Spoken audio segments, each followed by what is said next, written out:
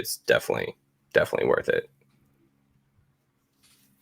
All right, we'll go live in 5, 4, 3, 2, 1. Folks, welcome in to another episode of Pop Talk here on the Pop Culture Universe YouTube channel. I'll be your host today, Colin. Joining me as always, it's my man Bogz, where I feel like I haven't seen you in a really long time. So this might go a while. Well, I was with you yesterday, but except for that, yeah. This news obviously broke a few days ago. We're reacting to it a bit late, but yeah, can't wait to break it down. And at the end of the show as well, get into what we've been watching because I got a surprise for it. So that'll be cool. But yeah, that's super interesting news. Disney Plus actually, tried to change the game a little bit, especially after Warner Brothers dropping their news. So yeah, let's talk it down. Let's talk it through. Let's break it down. Can't wait. Let's pop talk it out. And here to join us is another member of the PCU crew down in South Florida. It is Soul. How are you doing? Hello, everyone. I'm just excited. Disney, all the Disney stuff. There's a lot of titles in here that I wouldn't expect Disney to be doing, and the fact that they're bringing some old stuff back, they're bringing some things you wouldn't think they would bring. They have some collaborations that they're doing. It's all looking good. It's all looking good, and I'm excited to talk about it. And we have one topic to get to before we get to the big announcement of Everything Disney Investors Day. I don't know if anybody heard, but I was cast in Spider-Man 3. Bogz was cast in Spider-Man 3. Soul was cast in Spider-Man 3. And Alfred Molina is coming to Spider-Man 3. Tentatively, we're just going to call it Spider-Man Sick of Playing at Home. Have something to do with home. But everyone, including Tobey Maguire, Kirsten Dunst, Andrew Garfield, to Emma Stone, they've all been rumored to come back in some capacity for this movie.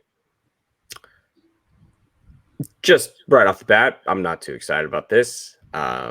This just feels to me like they saw the Into the Spider-Verse numbers and are trying to get some of that and see if there's any appeal to that market and see how they can somehow work in that concept into the larger Spider-Man lore and see if it's something that they want to build on and really make a part of his story and history, is that he just does this, that this is just something that happens to Spider-Man. And this is, he's in this web of infinite spider people. It's almost like the Speed Force in DC Comics, where you can travel through the Speed Force and you can meet Flash from other Flashes all across the multiverse just because he's the Flash. So if you want to tell me that that's just part of what they're trying to do, yeah, I have to try a little harder to sell me on it.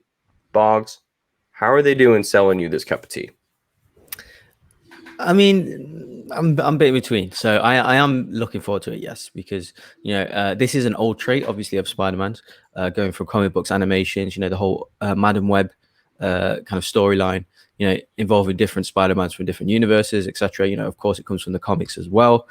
So yeah, I am looking forward to it because we haven't really seen, or not that I'm aware of anyway, haven't really seen a crossover in terms of dimensions, universes, in a movie before. So DC, yeah, except for that. Yeah. No, I'm talking like a live action thing before. So obviously it's rumored that DC are doing it with Michael Keaton returning as Batman, and now Spider-Man are also doing it. So yeah, I mean, I am interested. Obviously we don't know the story yet, where how it's caused and that kind of thing, but yeah, this is the closest confirmation as well. Jamie Foxx has been kind of announced to return as Electro.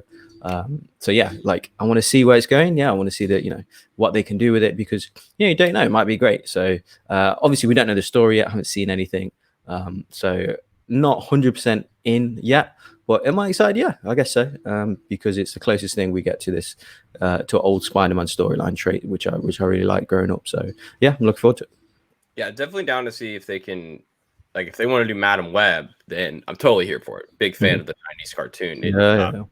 I just don't want it feels a bit pushed, as it's like let's do this because we've seen it recently be successful. So what side of the tracks are you living on this story? I'm of two minds of it. So on one side, I would love to have just a contained Spider-Man story, a movie. But on the other side, like in Kevin Feige, we trust. And also, I think that because it's still part of the MCU, that we're going to be over here. And what happens typically, like we see something, we complain about it, like Heath Ledger and Batman, like people complain about it, we see it, we love it, and we're like singing the praises. So I feel I'm hoping more that it's towards that, where when the movie comes out and at the end of it, we're all just going to be like, wasn't that fucking amazing, man? Like, so that's what I'm hoping for. So that's where I'm at. I think this news, and I say 2020 probably shouldn't have too much to do with it, but it unfortunately does. We'll take anything right now and blow it up into something huge.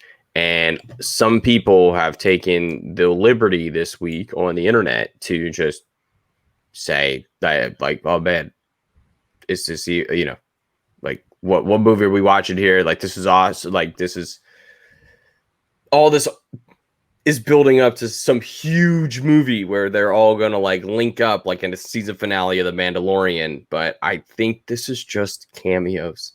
At the end of the day, if this is anything, I think this is going to be cameos that are akin to cameos we've seen in Guardians of the Galaxy, where they were warp jumping, where they were hopping between worlds too fast, and you saw things for a flash, like Stan Lee sitting with the Watchers. I would say less than 4 minutes of total screen time for all of these people. If they're bringing back, I think specifically they've paired each one of them with a villain.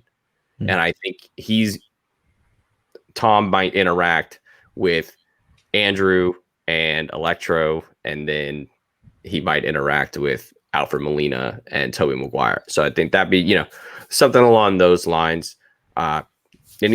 Anything else on this before we get into the meat and potatoes, Bogz? Yeah, just hopefully, you know, I've always wanted to see this either the Madam Web story or the Sinister Six story. You know, they've got the characters now. You know, technically they've got Venom. You know, they've got Electro there. They've got obviously Shocker type character. Or in fact, they had Shocker, didn't they, in Homecoming? You know, they've got Doc there. So they have got the characters there to build the Sinister Six and see where that goes. You know, so yeah, if it's these storylines that I've grown up with, yeah, I'm in. But yeah, overall, it's nice to have him back as well, and Jamie Foxx, two minority villains as well. Love that. So yeah, bring it on. Let's see what you got. Absolutely. Saul, anything else to shoot at these webs?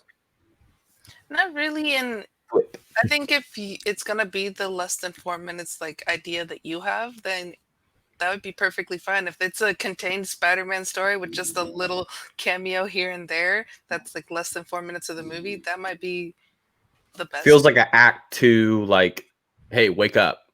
Yeah. Like, we're still here in this movie, and hopefully he learns something.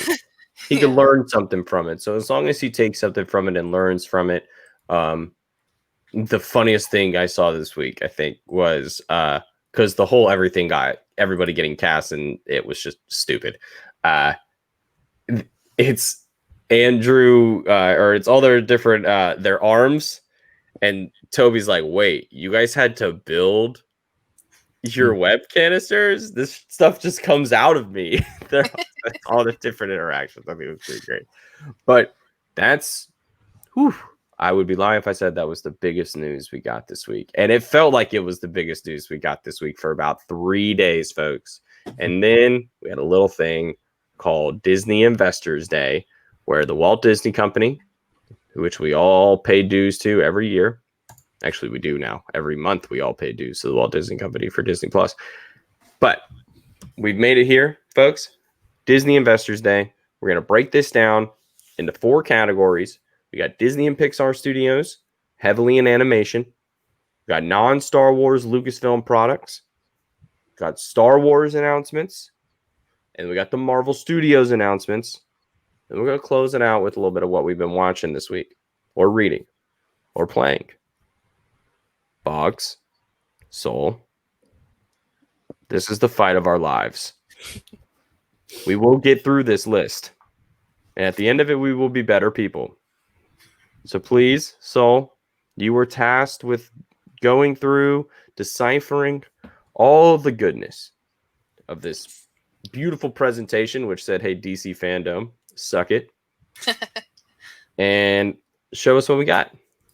So the first thing that I wanted to talk about, just because nostalgia, is we're getting a Mighty Ducks show called Mighty Ducks Game Changer. Emilio Estevez is coming back as Gordon Bombay. We're getting Lauren Graham, or as I jokingly call her, Lorelai Gilmore, because I love Gilmore Girls. And Graham is apparently going to be playing a mother of a young hockey player who coaxes Bombay to be a coach.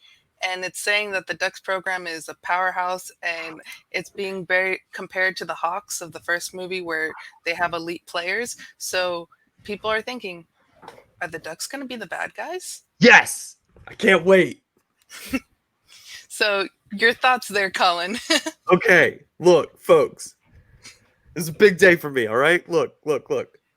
A lot of people say Lord of the Rings trilogy is the best trilogy of all time. Some people say Star Wars original trilogy is the best trilogy of all time. But what I say is that the Mighty Ducks trilogy is the greatest film trilogy in the history of the internet. And I'm going to tell you why. It tells a story about a young kid who lives in a split household, much like myself growing up. Saw a lot in that young boy. Finds love in a coach. Found love in some music teachers in my life. These movies taught us a lot. They also taught us that when the wind is high and the sky is clear, ducks fly together. And that's what we're going to do here. Except this show is going to teach us a lesson about sports and the current status of youth sports in America specifically. I have a 16-year-old brother who does travel lacrosse, regular school lacrosse, like plays on 3 different clubs, and it's just playing all the time, however they can.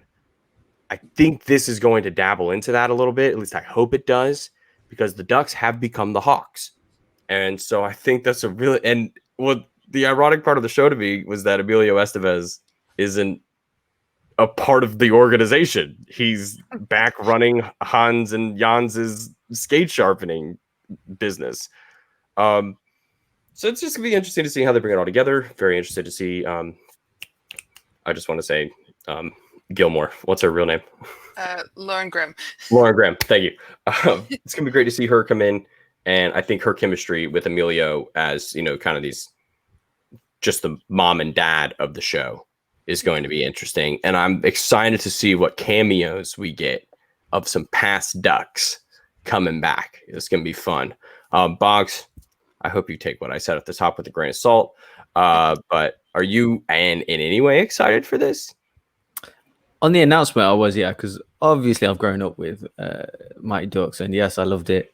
Yeah, so great coming of age story. The characters, Emilio Estevez, of course.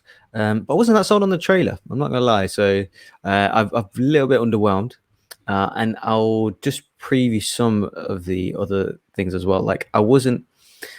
Some of these announcements, yes, I'm in for. Some of the trailers I weren't massively overexcited with. So obviously we'll come to them later, but this is definitely one of them. Yeah, it just seems, obviously the Mighty Ducks, yes, a family movie, family sports movie, and adventure and stuff. But it was aimed for a certain audience range. I think this is like below that in terms of the target audience, looking at the characters involved and stuff. So I wasn't massively impressed with the trailer, I'll be honest, but yes, of course, happy that it's back, and Emilio Estevez and all that. So but yeah, because obviously it had a lot of heart that the series did and stuff. So yeah, definitely looking forward to it, but not massively sold on the trailer.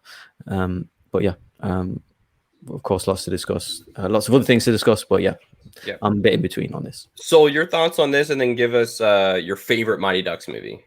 Right. So I grew up watching Mighty Ducks, and so excited about it. Excited to see the angle of the Ducks being the bad guys, because as people of our age, that you're like, man, the Ducks are the best. They're the good guys. They're the ones that we cheer for. And am I going to be cheering against the Ducks? Is this going to break my heart? That's kind of where my thought process is with this show. I think I might like D2 the best. That's the correct answer. Yeah. The correct answer is D2 with the introduction of Kenan Thompson as with the knuckle puck. The second the knuckle puck comes in, you're like, it's game time. Iceland won't know what hit them. I know that some people, they're like, really, D2? And I'm like, yeah, D2. Now, I will say the skating in 3 is phenomenal. The skating scenes in 3. And they got former NHL star, then current NHL star, Paul Correa to do the announcing in number 3. And it was fantastic stuff. Great stuff. So what is next on this list of Disney announcements? So the next one is something that I'm excited for because I have this man's work right here on my shelf, and that is the Percy Jackson series.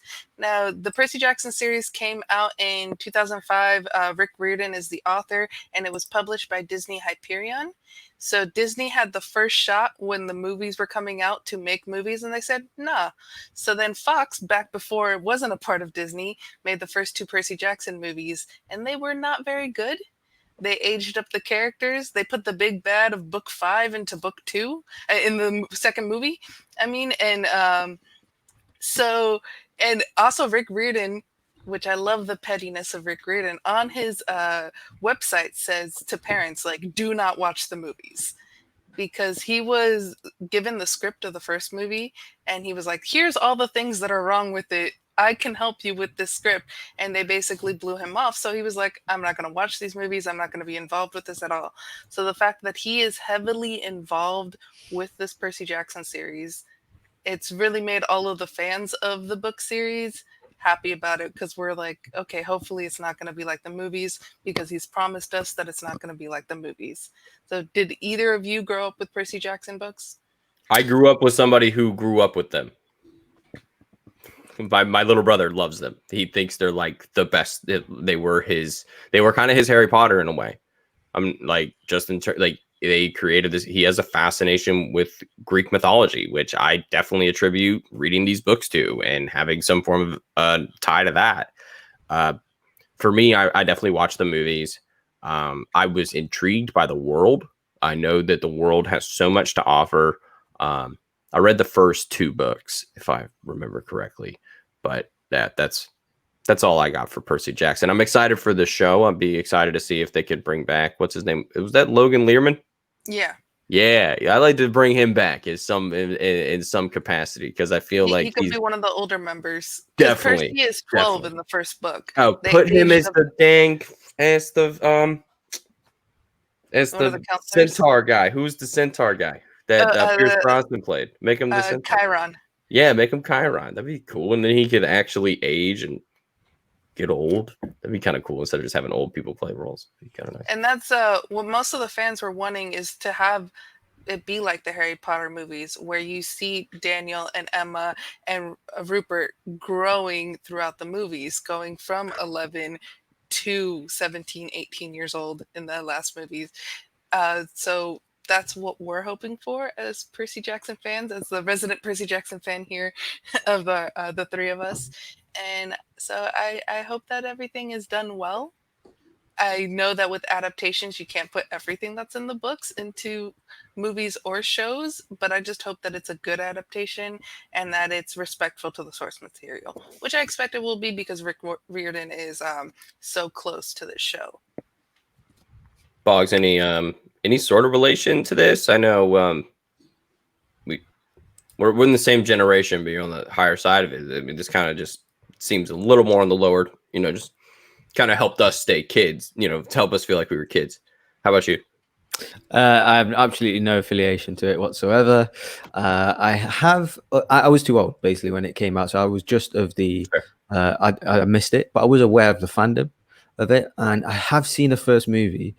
I don't really remember it. I remember not liking it, but I need to rewatch it again to give it its fair due. But I'm not really too familiar with the story. I'm not going to lie. But yeah, I mean, if you guys, you guys are educating me on it, so that's great, and I'm happy to give it a chance. But no, I don't. It's not for me. It's way more. I'll give you the quick pitch. It's son of Poseidon is kind of forgotten by his dad, left with his mom on Earth, and he finds his way to a place called Camp Half Blood, which is where all of the demigods go, and essentially it's their Hogwarts, and it's where they are gathered on Earth, and do they rise to the abilities that they have, right? It's their ascension of the... So it's a very good story. The first and it's story, set in modern day too. yeah, it's set in modern times, which I think is very important. And I think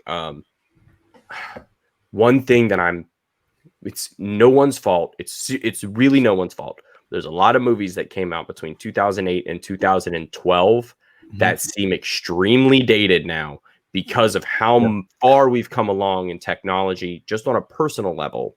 Even there are moments of the Avengers that I'm like, definitely, pick up the phone, right? It's just like sometimes I know we got communicators. This is just like some of us are like, pick up the phone and call them. I think this show is going to be, and I think if anyone is going to be the best kind of litmus test for it, it's Tom Holland Spider-Man. I think he's perfectly aging throughout, what we're seeing in the Marvel universe. So if they can put that kind of emphasis on it for this, I'm super excited, very interested. Yeah, so I'm with you there. Let's get a Harry Potter-like cast. Let's see this cast grow. And definitely like 13 years old. I'm like, please don't give me somebody who's some Tiger Beat heartthrob. We don't want that. Like it needs to be true to it. And I think with the author on board, I always butcher his last name. So we'll just leave it at that and move on to topic number 3, because man, it just kept on going. Disney's like, hey, it's like the pistachio bag never stopped. You can just keep opening. It's just awesome pistachios, the whole 5-hour broadcast.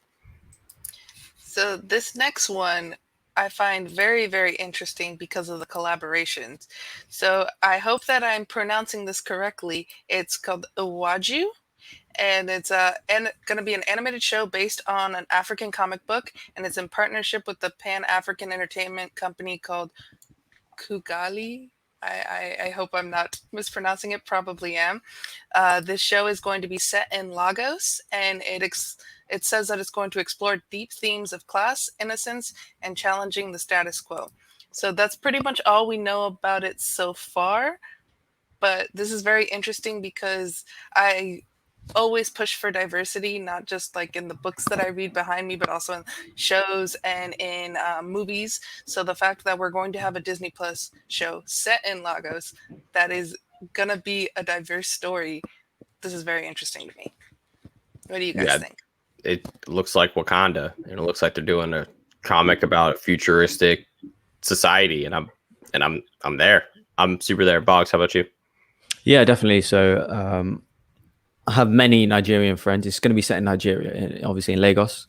So yeah, like it's one of the countries, I'd say the top 10 countries I want to go to, because it has a lot of appeal for like just for there's stuff to explore there, the beauty of the country. So I've just got a lot of Nigerian friends, and I absolutely am looking forward to this. Obviously we don't know anything about the story, but yeah, it looks great, sounds great. And the bigger Disney Plus get, they will bring through more diverse stories, I believe. So it was one of the better announcements I heard. They have to.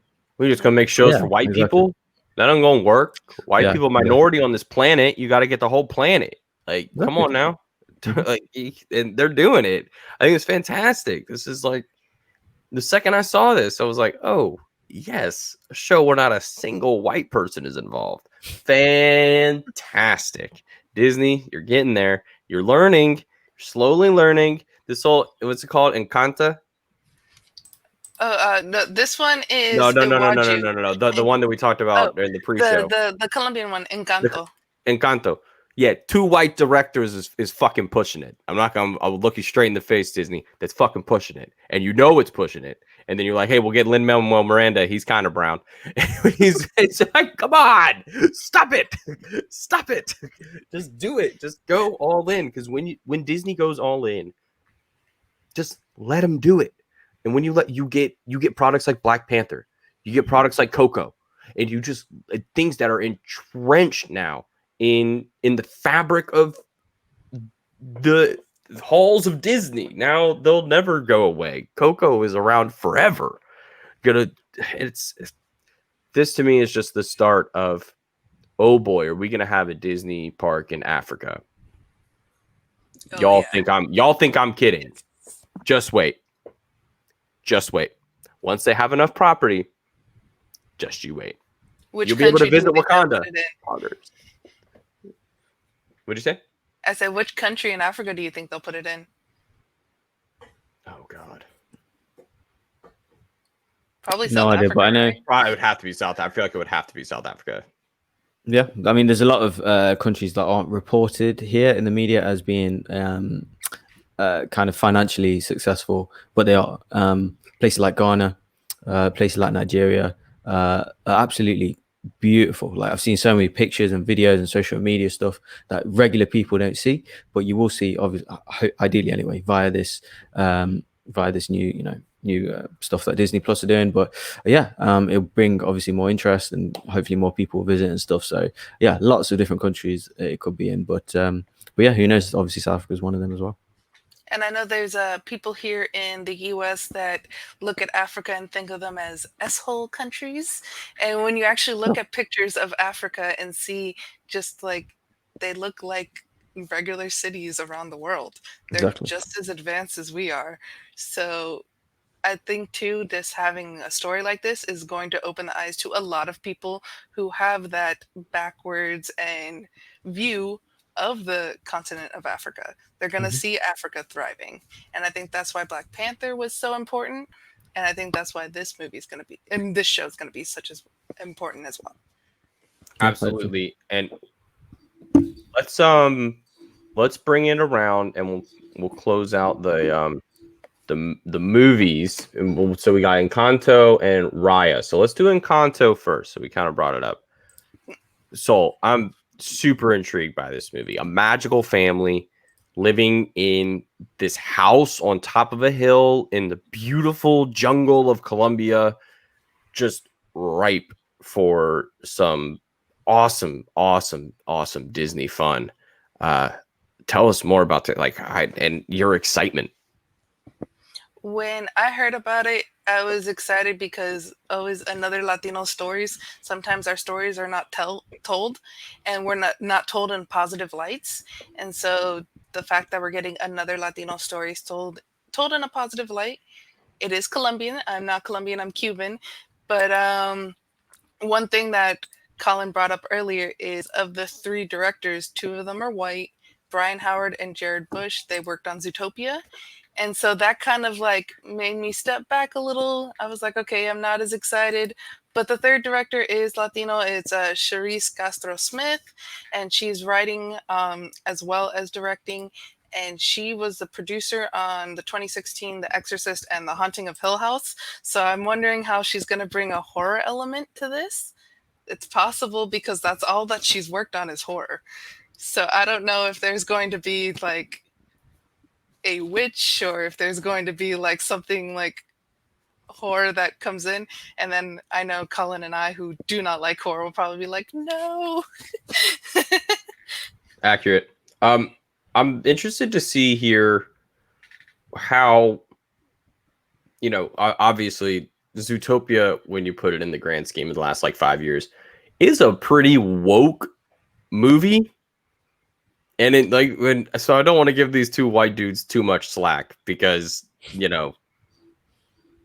they did make a pretty good movie that was pretty aware of they were very aware of the movie they were making, and they were very aware of the tropes that they were slapping across your head of predators being prey and prey, all that whole relationship, and how turning the prey into the predators by controlling the predators in the end was very, very, very right now. And you can watch it still right now. It's still very, very on par with what we need to hear. So I'm interested to hear what else they have to say. Is it the people who I would have chosen? No, but Disney has a trust in them to at least lead it. I know they're directing it, but having Charisse there to co-direct I think is huge. She's definitely as involved as they are. If anything, I look at more of like in terms of American football, you have a head coach, you have an offensive coordinator and a defense coordinator. Sometimes the head coach calls the plays. He might have his coordinators, but sometimes he calls the plays. I think these are hands-off head coaches that let their offensive coordinator, let their defensive coordinator go and call their plays on their own. So hopefully Charisse is in there in the studio getting what they want. You don't want her to be there for like Latino authentication, to authenticate what it's like, oh, is this Latino enough? Oh, I don't know. Oh, well, let's bring her in. Let's bring in her, and hopefully we just have here for the press, but she's not going to do anything. I hope that it's not like that either. Right.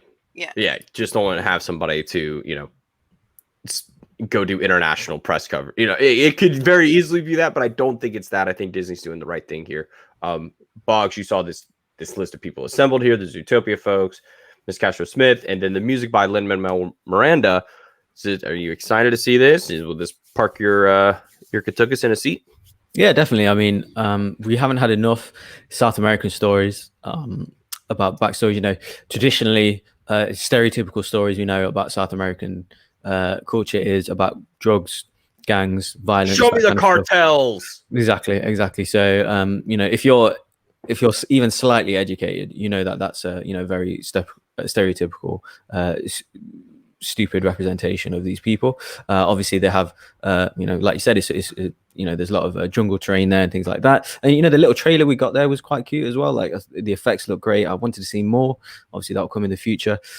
Directors, I'm not too overly fussed about. I did quite like Zootopia. The whole kind of, particularly the Marvel slate, has been quite diverse, so I think I will give him a pass on that. Lin-Manuel Miranda, I'm not going to be honest. I will be honest.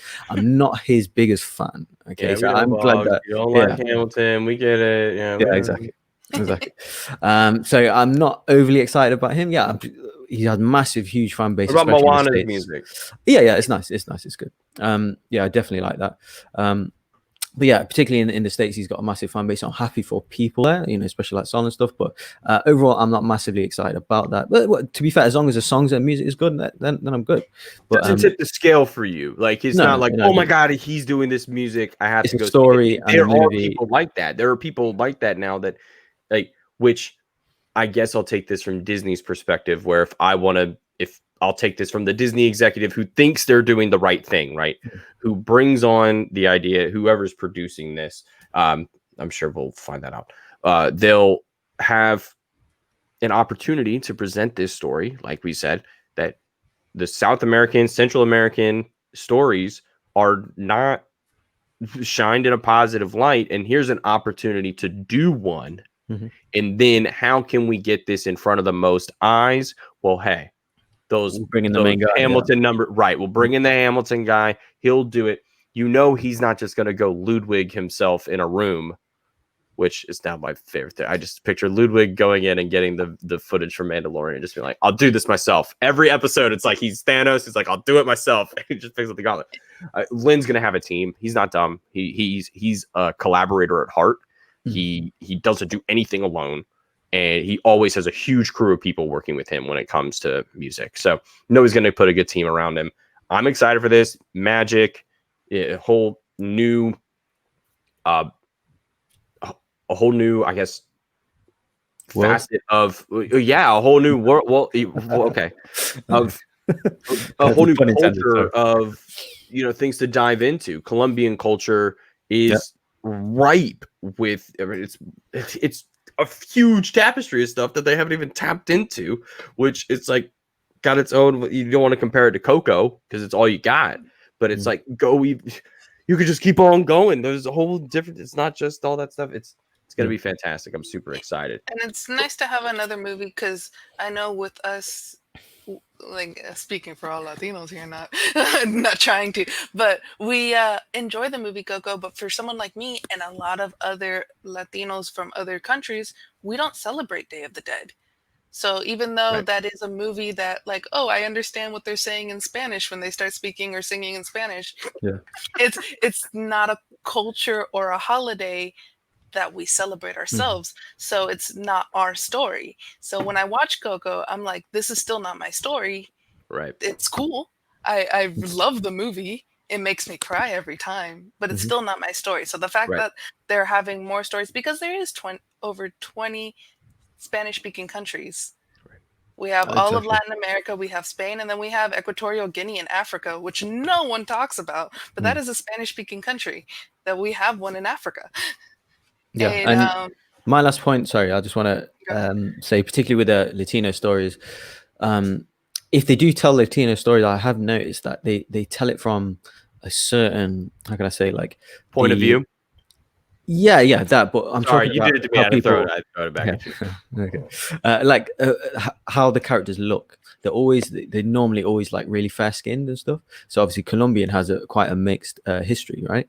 Cultural history. So I would like to see the vast a range of dark brown people, light brown people, fair skinned people in a Disney story that kind of represents Latinos as they are. It's not as hard. Opposed to, hey y'all, go in there, click the freaking paint drop button, and turn the skin tone down. It doesn't do much, y'all. I'm not like it's not hard. Like, you're just choosing. What is it? You got to change the lighting in a fucking animation scene. Get out of here! Come on, you guys got to think south of the equator for once. Like, get over yourselves. Go tell one of my favorite things about, and at least this shows just my naiveness and ignorance until I came upon it on my own.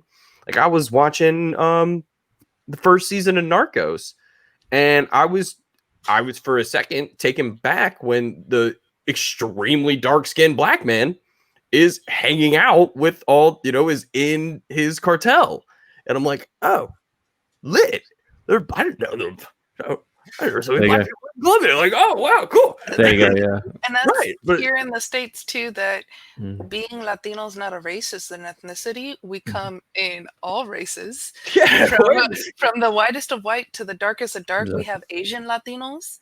Because if you look at the Caribbean, there's a lot of Indian and Chinese descent in the Caribbean, and so we are of all different races. And I think that's one thing that I always try to educate my friends, at least, and hope that it could be educated further, is that we are not a race. You just did with Coco. The one thing that you said just opened up this whole, well, fucking duh, Colin. Duh. They're not right. So it's a Mexican story. It is a Mexican story. Yeah. Yes, it's like all, if you want to say all Latinos are squares and Mexicans are rectangles. Like, it's the same, right? It's that thing about math. It's like, it's different, but the same, and you can't fully relate to it, but you found substance in it, and that was just a good story. And Disney, wake up.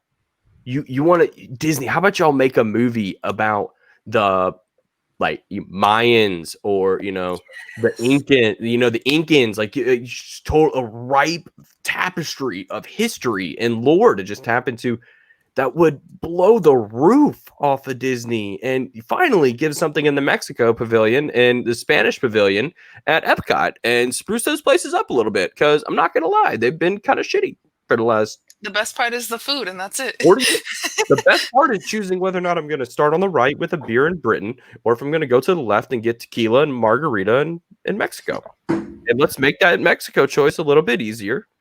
Coco helped. I will say Coco helped with having a little bit of cocoa embedded in there. But for a company who's been so worldly in their aspirations since Walt came up with the idea for Epcot and shoving the story is one of my favorite stories of Disney World, and they shoved the future world, which was going to be 2 parks, in with the World's Fair, because Walt was always obsessed with the World's Fair. And they were like, we're not going to build 2 parks right now. So they just put them together. And that's the idea of the future and the world coming together is something that's been at the heart of Disney forever. And let's get into it. I don't know who this next one is aimed at, but Raya and the Last Dragon is low-key my most anticipated movie of next year. I am uber excited for this. Ever since I saw the first trailer, which I think was probably just an opening scene of her as a child, kind of invading a temple and invading is a rumor. Exploring, invading the temple, exploring the temple, kind of a la Indiana Jones style. She felt like Rey. Yeah, Had heavy Rey vibes, and Korra vibes. Yeah, yes, totally about to say this is Rey and Korra in one, and then the time jump that we see the movie's most likely going to take place. I'm sure we'll probably get 15 to 20 minutes. Then the rest of it is in this future where she's trying to find the last dragon. Most people I heard on the internet, oh my god, it sounds like Moana. Shut up. Let this movie breathe. I'm excited for this. I will give $30 for this. I will pay $30 for this on Premier Access. And there are some people who are like kind of butthurt over that. And kind of we can have the $30 conversation real quick. Yeah, if you don't have kids, you are not a part of this conversation. I don't have kids, so I'll gladly pay the $30 and shut my mouth. But wait. Just wait. Or wait till it or come just on. wait. Right. Or just wait. But if you gotta if you have a family of 4 who's going to the movies in South Carolina, a new movie, if the only time a family can afford to go see a movie is if they wait to a Saturday morning or a Sunday morning, and it's $5. So that's $20. Then you got to pay for food for everybody, unless you feed them before, which you're not. And you're going to go end up spending about $50. Disney's kind of compartmentalizing it all down and realize $30 really isn't that bad. But the problem is those people with 3 kids aren't on Twitter bitching all day long.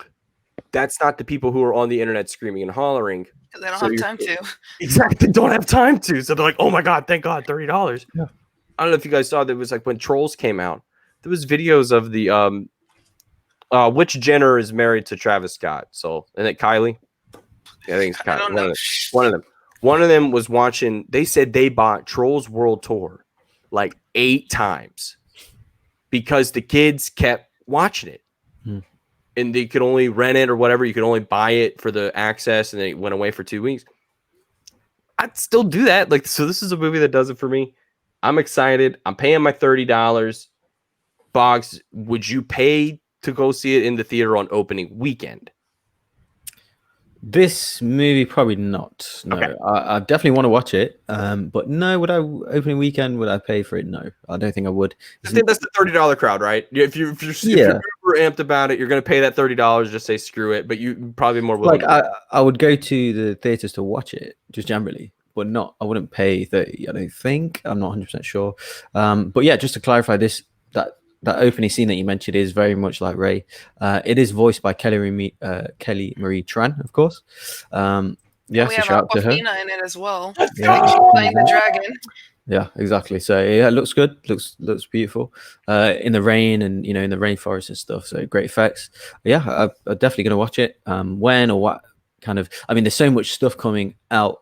In different formats, different streaming services, different costings. So it's a little bit awkward in terms of which things to pay for, which things to not, because you can't afford everything, right? So got to be a bit strategic about it, but definitely going to watch it. Yeah.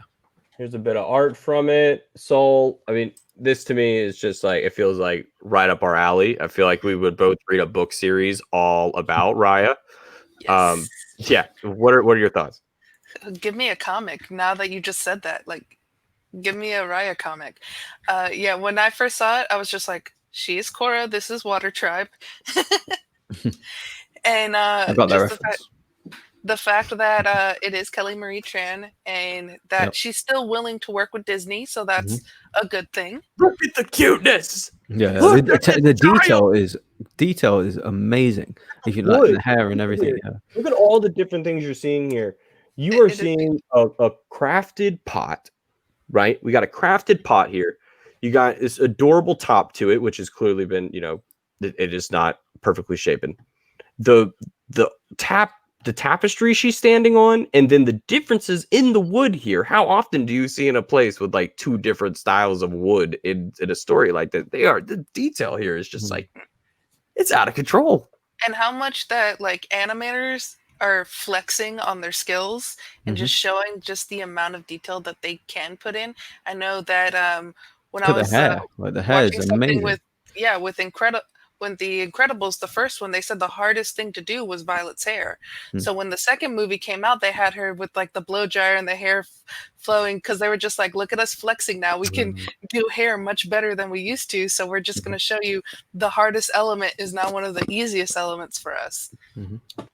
Yeah, you can definitely see how much they've advanced just in that bit of time, where I think the thing they always compare in video games is like, wow, look at the water. It's like, I hate to do that, but like, I will just go look at the water in a video game and be like, oh my God, look at this. This looks real. The water between Avatar The Last Airbender and Legend of Korra. Oh my God. It's like a whole other world. It's ridiculous what they were able to do in that show.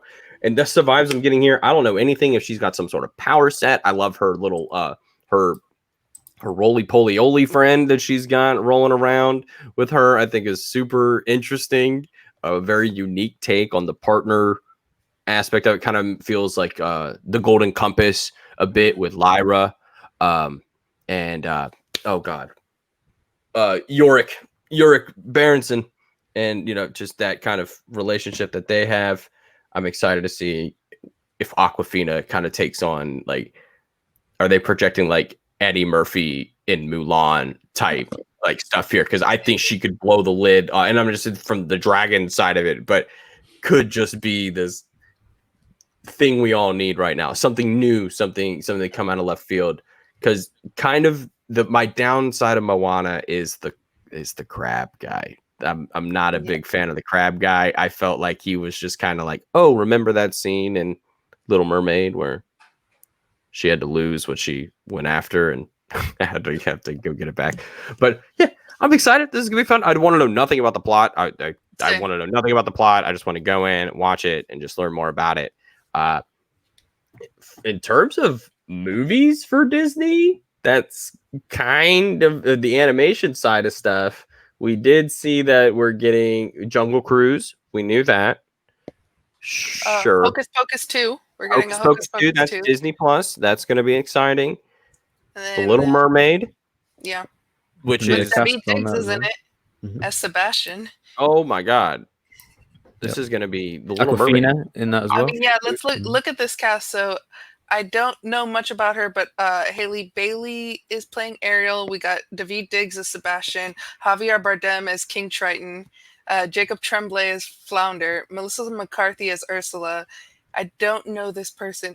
Jonah Howard is King. The kid. Yeah. Prince Eric and Awkwafina as Scuttle. So I know that the late I forgot who's playing Ariel. What's her name again? Haley Bailey. So I believe she has some connection or link to Beyonce. So she does. I forgot what it is. She maybe backing vocalist or something like that. She was some kind of Beyonce apprentice. So I think that's the caliber she's coming from. Yeah. So overall, yeah, like super excited. Of course, she's from Chloe and Haley. Although, yeah. Got it. Cool. Yeah, they were discovered by Beyonce. The two began posting music covers to YouTube, were discovered by Beyonce, who became their mentor and later signed them to her label. Nice. Oh, nice. And of course, isn't Javier Bardem King Triton? Did you say? Did you mention him? King Triton. Okay, yeah. Triton, yeah. So, yeah, it seems great. I'm also really looking forward to Pinocchio. Yeah, because I believe Tom Hanks is in it. They said Tom frickin' Hanks is Geppetto. And I'm like, can you guys not just get an Italian dude in this pitch? Like, come on. I think they played the music as well, like the instrumental to the theme. It's great, man. Great. So yeah, that seems cool. We're also gonna get a Baymax Zootopia Plus. Yeah, I was gonna say let's do the TV shows and everybody pick one TV show. So out of the TV shows we're getting, we have Zootopia Plus, which is going to be an anthology show about little short stories within the world.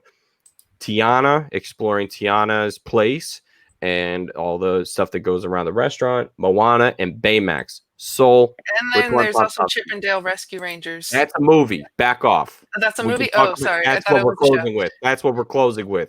Okay. sorry. Cool. I've never been bored. Besides the Mighty Ducks, if I had a Rescue Rangers hat, I'd be wearing that shit right now. Okay, so give me one show that you're going to watch first. If all these came out tomorrow, which one are you watching first? Moana. Okay, that's fair. And probably that's the one, too. I'd be watching it with my 3-year-old niece because that's one of her favorite movies. It's Moana, Frozen, and Coco. are her. And then now Tangled. She's gotten into Tangled. So those are her 4. More Tangled content than I realized. I got the show. There was some special the guy I was watching the other day. Bogz, any of these jump out to you? Probably the Tiana one, because I like the world there as well. You know, the kind of mystical afterlife thing that they have. So that's pretty cool. And you know, the animals, you know, and stuff like that. So, or Moana as well. Definitely. I have seen Princess and the Frog more than Moana though, so I think I have a bit more affiliation to that. I've only seen Moana. I think I've seen Moana once, you know, and I've seen Princess and the Frog maybe 4 times, maybe. So I definitely need Colin to. and I are like, clutch our no, pearls. I want to watch it. Yeah, I know. I definitely need to watch it. My word. Yeah. Oh, Cruella de Vil or something. But no, I definitely need to watch it more. I'll probably watch it over Christmas period and stuff. So yeah, them 2 I'd say. For me, Baymax. Big Hero 6 is a super important story to me. It's the best Fantastic Four, like that, and Fantastic like Four movies we've ever had. The best Fantastic Four movies we have. Yeah, the Incredibles and Big Hero 6 for sure. But Baymax, as it's a direct continuation of the story, Baymax returning to his original protocol as a nurse droid. It's like the human medical companion. The director's returning too from Big Hero 6. And it's not what he said was it's not going to be like the cartoon. This is like, so I'm excited because I did watch a bit of the cartoon and I like the world so much. Like you mentioned about San Francisco. I mean, I lived in San Francisco for 3 years and my girlfriend's from there. Stepdad's from there. I love the city. I love the vastness of it. And to incorporate Tokyo directly, I think it's one of the most unique things in a story in terms of a setting. In the last 20 years, and it's just super. It's just crazy to look at the Golden Gate bridges and to see it look like a Shogun temple. Like it's just like so awesome. Like I just think that's like so the aesthetic is just it's great. So I'm there either way. Zootopia, class. It could have just been a whole show about the sloth of the DMB, and I would have been there from the beginning.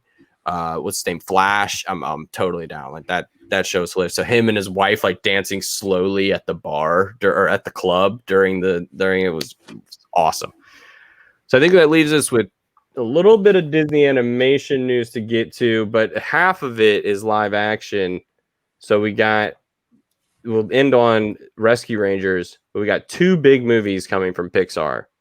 One of them is Turning Red, which they defined as like the Hulk, but when this girl gets too anxious or excited, she turns into a red panda. So that's kind of all I want to know about this, because it looks like a combination of the girl who's a bitch to Lilo and Stitch, and the girl from the dentist's niece from Finding Nemo. Yes. And it's by this creator of what was it? Bao was the short that they did. Yeah, that's why Bao was on the brain, which I think is great. I love the idea that Pixar is a place where you can actually ascend. I feel is very unique in Hollywood, where they're a studio that almost acts like a game company, where they have multiple projects going on at one time, but everything's in-house and everything's at different stages of development. I feel like Disney proper, Lucasfilm, producer tags don't really change too often. It's usually the same people involved. Pixar switches it up. And now that Pete Docter's kind of taken over the reins, it seemed, because he led the entire Pixar presentation, which I thought was way out of left field for me, but him coming on, obviously taking over for shithead who couldn't do his job without being weird, John Lasseter, who he's the Pixar Kevin Feige now. Yeah, Pete's kind of taken over, and I'm sorry, I don't know if you've ever heard of his movie Up. I don't know if you've ever heard of it. They do Ratatouille as well, I believe. Didn't he also do Monsters Inc.? Yes, he also did Monsters Inc., which mentioned the hair. Sully would have been the first time that fur and hair by them kind of took a jump up after that came before The Incredibles, though. So I mean, it's weird that they were having issues with Violet's hair, but they were like, "Hey, Sully, you look great." Big old fur ball. And you have to just listen to the opening music of that. Like when you're going into Monsters Inc. Like I know as like a band kid, Colin, I know for you as well, but the music in Monsters Inc. is great. The music in Monsters Inc. is super unique in terms of what Disney set as like what realm they'll play ball in. And it kind of set the tone for them to just be like, hey, Michael Giacchino, do you want to come score The Incredibles? And like 28-year-old Michael Giacchino was like, fuck yeah, let's go. Give me that check. And he's never left. It's kind of Michael Giacchino's first stepping into. And I remember sitting down and looking at that Incredibles music when I was in like 7th grade. And my band director put it down. I was like, are you serious? We're going to play The Incredibles? Like, it's so much fun. It's just so exciting. So this one's going to be fun. This is going to be interesting and new. But they also introduced. Oh yeah. But they also introduced, and Bogz, me interested to see if you are vibing with this, Pixar's first ever long form animated series. Now they've done a lot of the short stuff in the past, where it's been the stuff with Toy Story, the Forky Asked a Question, all that stuff. But this one follows a middle school softball team in the week leading up to their championship game. And each episode is told from the perspective of a different character, all based off a conversation that 2 artists at Pixar were having and how they would see meetings go in completely different directions, where it's like if you and I were sitting in a meeting and you walked down, you're like, wow, that went great. And then I walked down, I was like, man, that was shit. Why? Like, what did you see that was so different? What did I see that was so different? And now that's how they're going to handle this show. Does this interest you? Or are you going to be paying attention to this one? Yeah, probably. I know you were never a middle school girl or played softball, but let's see how it goes. No, definitely not. But yeah, I mean, it's just showing diverse the kind of opinions and different points of view and that kind of thing. So yeah, up for that. I mean, Pixar kind of take care with that, with the messages that they give, particularly kids and stuff. So yeah, it sounds great. Different. It sounds like they'll kind of address different walks of life, different people, different problems, that kind of thing. So yeah, it seems great. And coming out next year is going to be Luca, not Luka Doncic, no relation. Is a celebration of the friendship between a boy named Luca and his best friend Alberto during their unforgettable summers. So Call Me by Your Name for Disney and Pixar. I am here for it. I am very here for it. Pixar, step your step. You want to do it? Step your step. I'll be right here behind y'all the whole way if y'all want to do this. Because that's exactly what this movie looked like. The second they were like going down the hill on the little motorbike, I was like, oh my, this is literally just Call Me by Your Name. Y'all are just shot for shot. And Soul, you think they'll step this step? I hope so. I hope that they do. I mean, I love Call Me by Your Name, so I hope that there'll be something like that for younger kids to watch, because I will not tell a young child to watch Call Me by Your Name. Not yet. But yeah, I hope that they do. I also was like, these names, is this going to be a backdoor Latino story as well? Guillermo? I think it's Italian, right? Italian? Say? Yeah. Italian? Okay. Alberto, Luca. Alberto. So if it's Italian, that's even more Call Me by Your Name. So yeah. We'll see. Bogz, is there anything? Did any of this jump out to you? I mean, I know it's coming next year. Yeah, just that it's a story from that part of the world. So I just like to see, because like in Ratatouille, how you've seen a lot of France and Paris via the Pixar animation. I want to see that kind of thing with from different parts of the world, right? So yeah, seeing more of Italy, that kind of thing, I'm definitely interested in. Yeah, it looks cool. And then before we get to the big Pixar announcement, they did say that they were going to keep producing the Inside Pixar series, which is fantastic on Disney Plus, giving a little insight into how they do things up in Emeryville. Pixar Popcorn, I think it's just gonna be little short stories. Doug Days, which is gonna be about Doug, the dog from Up. Actually, the show is run by the guy who voices Doug, comedian. So that will be very good, very small the scene with the puppies that they showed. It was like, oh yes, I love puppies. Oh, I'm faster than you, puppies. Oh, it's just so perfect. I miss Doug. Like such a character that I'm surprised they haven't done this for already. And You're then gonna get all your Doug feels. and then Cars. I am very excited. Cars has a very special place in my heart. Me and my little brother. It's our favorite movie. So bringing back Lightning McQueen and Mater, which is my favorite part, to just have them drive around the country is fine. Like that's exactly what these other movies should have been. Not let's make Mater a spy. Yeah, that was what was that second great movie? idea. Like what happened? I don't know. But then upcoming feature films, Soul and Burrow. The short Burrow will be releasing before Soul on Disney Plus on Christmas Day, December 25th. So, Bogz, which one of these shows intrigues you the most? I'll probably go with Soul. Yeah, I'll go. Soul's a movie. Sorry. What were the options? Pixar popcorn, the shorts, Doug Days, or Cars. Doug Days, I'd say, as the seeing the old man and the dog again, that would be really sweet.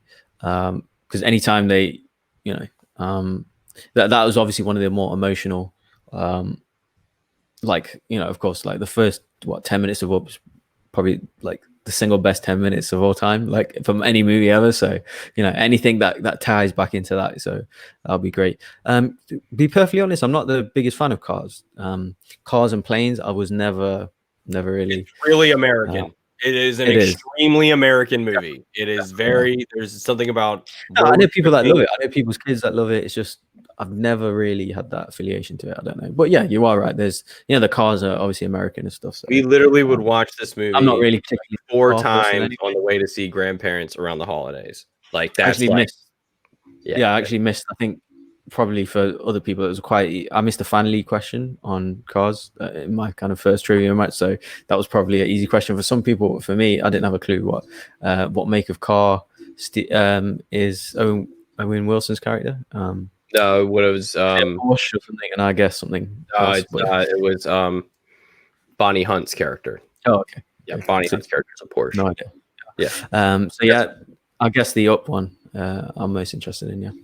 So to have a different answer, I'm gonna then go with Cars because again, my niece, she's 3 years old. She likes to watch Los Carritos, as she calls them. She calls Monsters Inc. Las Puertas, which means the doors. So she has her little things that she calls. You need to find an artist to make custom covers of these movies with for her. How your niece defines them. I think would be great. You should get them for her as like a gift. If you ever need something later down the road, you're welcome for the free Christmas. Thank you for that. I love every time she tells us we know what movie she wants now because she defines it by something that happens in the movie or anything. The only one that she calls by its name is Coco. Coco and Moana. She calls those by their names. But yeah, so Cars. I've only really seen the first one. I heard about the second one and I was like, I don't like this premise, so I'm not gonna watch it. But yeah. Well, that brings us to the big news of Pixar. Something no one saw coming. At all. Completely out of left field. Here comes Lightyear. Chris Evans as Buzz Lightyear, the astronaut, telling the story of the character that our beloved toy Buzz Lightyear is based off. I didn't know I needed this. And now I need it now. Because I'm a huge Buzz Lightyear Space Ranger. Buzz Lightyear Star Command. That show. Yeah, got to harken back to some of that. First thing out of Guyanet's mouth, she looked at me, she said, well, there better be Emperor Zurg in it. I'm like, ooh. I hope Woods, is he like Senator Zurg at this moment? Maybe he hasn't become the Supreme Emperor yet. Maybe a little rise in there. Soul, how does this pique your interest as somebody who's, had Toy Story in their entire life? Yeah. As an adult crying at Toy Story movies now that come out 3 and 4, I love this idea. I loved the Buzz Lightyear show because that was something that I would watch before going to school when I was little. So, just something that my older brother, who's 6 years older than me, myself, and my younger brother have all had iterations of Toy Story and has been able to watch it throughout our lives. That this this is exciting. I'm exciting. Yes, Emperor Zurg needs to be in it. Needs to. And let's make Brolin, like, let's have him voice him. Goes have Thanos. If we're gonna Going bring right up Chris against Evans, that. Yeah. That'd be nice. That'd be fun. Boggs, how does this? Are you intrigued by this? This is a movie. That are you? I knew some people that were like, really going back on old IP. Can they not come up with anything new? Well, they're coming up with a lot of stuff new, but they got to pay for all that stuff, right? It's kind of like, well, you got to pay the bills. And this movie's gonna pay some bills. They're gonna sell some merchandise for this movie. Yeah, definitely. So yeah, I mean, it's a initial first thoughts were like, oh, like leave these guys alone, kind of thing. Because obviously, I love Buzz Lightyear and especially Tim Allen. But yeah, obviously it's a prequel of it, so I thought, okay, fair enough. And yeah, obviously Chris Evans, that's a great shout to have a voice coach. But like you said there, so that yeah, like the fourth one, I didn't cry at, but the third one I actually did. I watched it on a plane, by the way. Big mistake. A big mistake. Big mistake. Yeah. So like I was luckily, it was like I was actually going to Las Vegas actually, and it was at night, like an evening flight, so the lights were off. So and by the end of the movie, obviously it gives the toys away, spoiler. And then I remember like about 3 tears dropped, and I remember I was sitting with my mates, the 3 guys I was with, and the plane's full, and I remember looking and like everyone's asleep. I was like, oh, thank God, like no one's seen, because obviously I was like crying. It's so embarrassing. Oh, yeah, and the screen's like literally this big, so yeah, super embarrassing. But yeah, I love Toy Story 3. So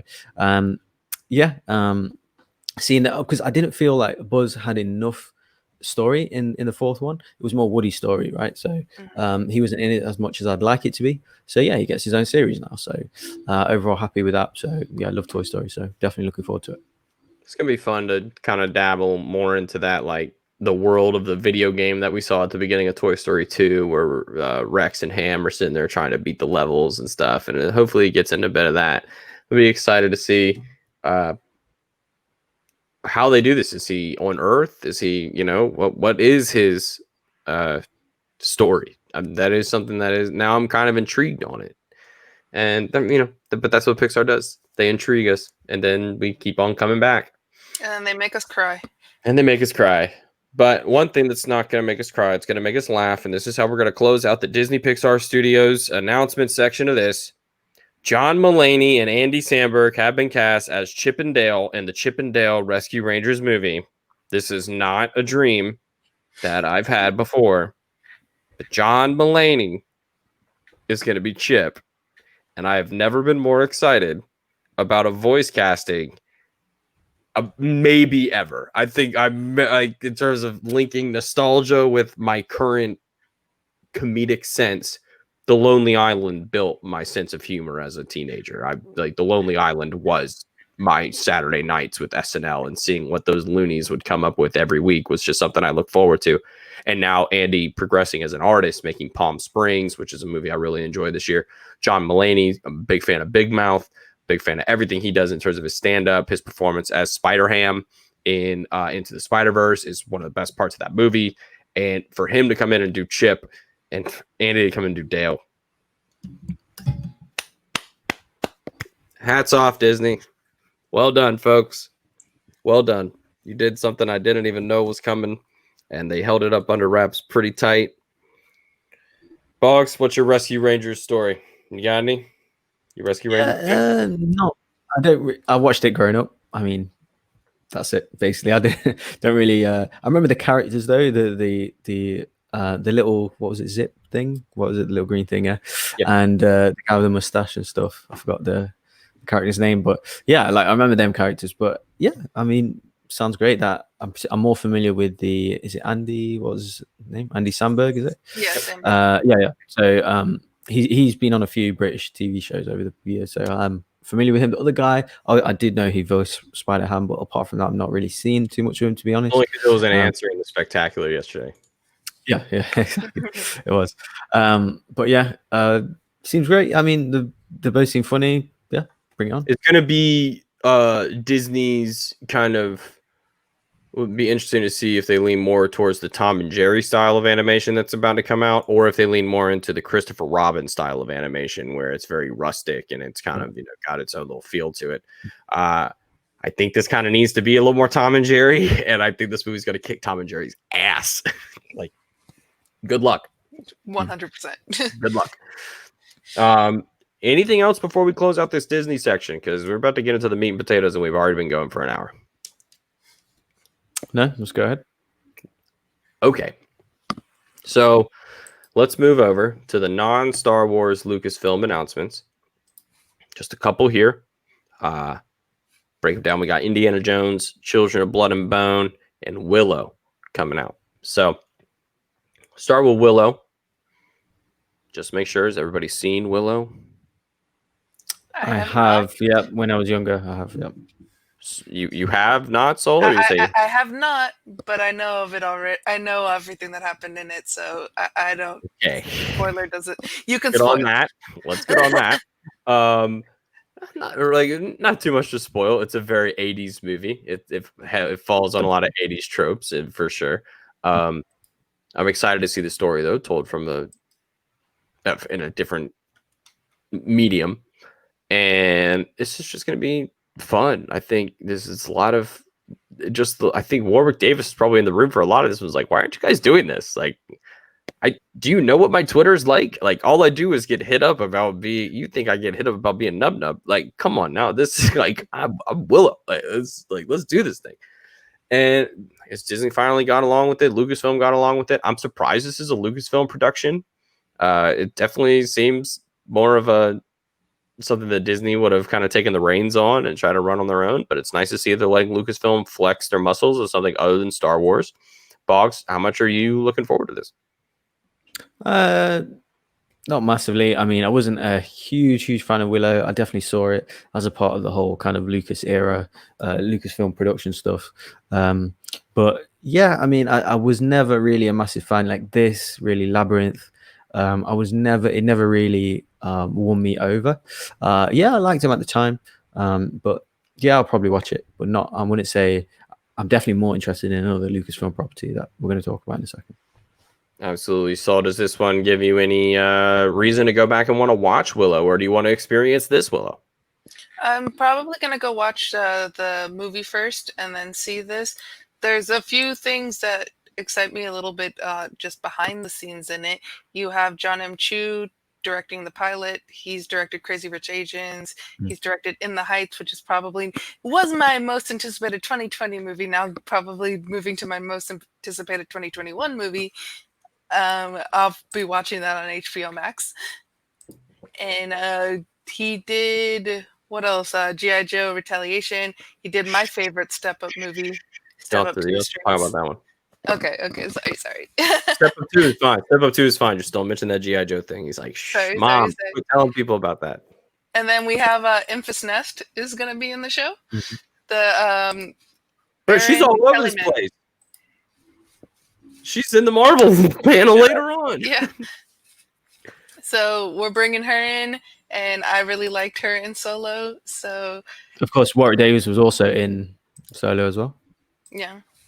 Must have really enjoyed working with her, because that man's got some pull. Like, that dude has some serious creative pull. Like, I'm surprised that he's able to, like, just kind of gets whatever he wants. He's like, yeah, I wanted to moderate this panel. I'm going to come moderate this panel. Cool. All right, let's do it. Let's make this movie. It's not going to be like my top list of everything that they've come out with, but it is something I'll probably get to eventually. Yeah, so this is, for me, probably the thing I'm least excited about in terms of all this, because I just have such an affiliation for I just love the original. So it's going to take something. I'll probably watch it just because it's on there, and we'll be reviewing it, but it wouldn't be the first thing I went and grabbed, mainly just because I am kind of getting into getting a little protective over my nostalgia. So now they're coming for all of it, and I just hope you don't mess up all of it. So we can talk about this, which I'm very excited for. It's Children of Blood and Bone. So Get the book out. You tell us all about it. Basically, this book is described as the new Harry Potter. That's what the sleeve will tell you on the back, that this is the beginning of a franchise that we haven't even, that no one knows about. It was a New York Times bestseller, but The second book is smaller. Yeah, just a little bit, whatever. It's all about this African tribe who has been stripped of their magic by the people who rule the country that they're in. And it's one girl being the first to not suppress the magic and let the magic go. And that's kind of all I need to know. And I'm in. I'm totally in.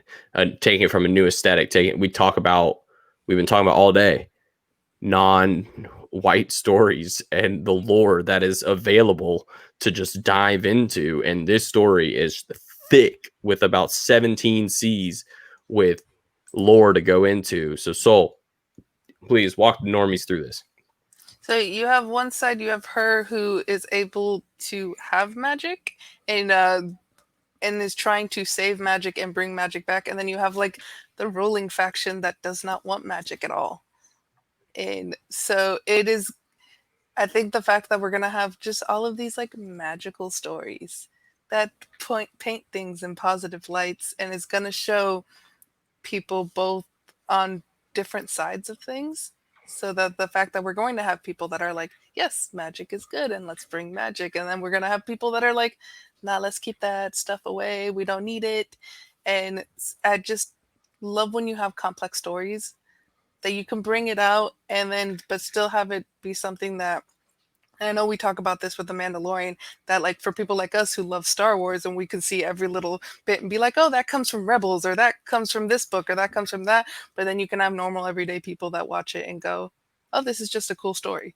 So I think the fact that I'm hoping that this book is going to be like that with this show. It's a super accessible story. Nothing of it seems too far-fetched. And honestly, there was a quote from this week's episode of The Mandalorian where Bill Burr said, everywhere in the galaxy, you got people being ruled and somebody doing the ruling. And that's kind of at the heart of this show, is the struggle for, does that have to be true? And I just can't wait to see. I mean, there ain't going to be a single white person in this movie, right? I'm pretty sure. So there shouldn't be a single white person in this movie. There should not be one. Yeah, and it like there is no Agent Ross in this Black Panther. Like there's no in for there's no claw here. Yeah. Get away, Conqueror. Like there's none of that. It is just, I'm super excited for a story being told by Lucasfilm that can give them something other than Star Wars. This is a huge property that they are just sitting on that is ready to explode. Bogz, you've listened to us go on and on and on about this. Did we do enough to, put you in a seat? Are you going to be on this train? Sure. Yeah. I mean, I would have liked to have seen some kind of trailer or that kind of thing. I don't know anything about it. You guys seem well, obviously educated on it. I mean, I'll probably do some research towards the release of it. But now sounds great. Another African story. But I want to see what it looks like. I want to see the kind of some footage first, a trailer, that kind of thing. Then I'll give a more thorough reaction. Right now, I mean, I'm listening to you guys, so yeah. I mean, nothing really to add. Clothing kind of reminds me of what you would see, like I need the vibrance and the colors that I saw in Black Panther. Like I need to see then the portrayal, in my mind at least, of the people who are the suppressors in the story. They need to be very muted. They need to be like all white, like outfits, or all gray outfits. Something that is kind of is very suppressive of what they're trying to live for in this world. So I'm excited. Lucasfilm did a good job. All right. I do go on the internet sometimes and I do shit on Kathleen Kennedy, but good move. And the fact too that they're picking a story, they have confidence in the story where this book series is not over yet. I think the third book, let me see when it comes out, because I am the third now book is much. still Oh, untitled. oh God, no. Yeah.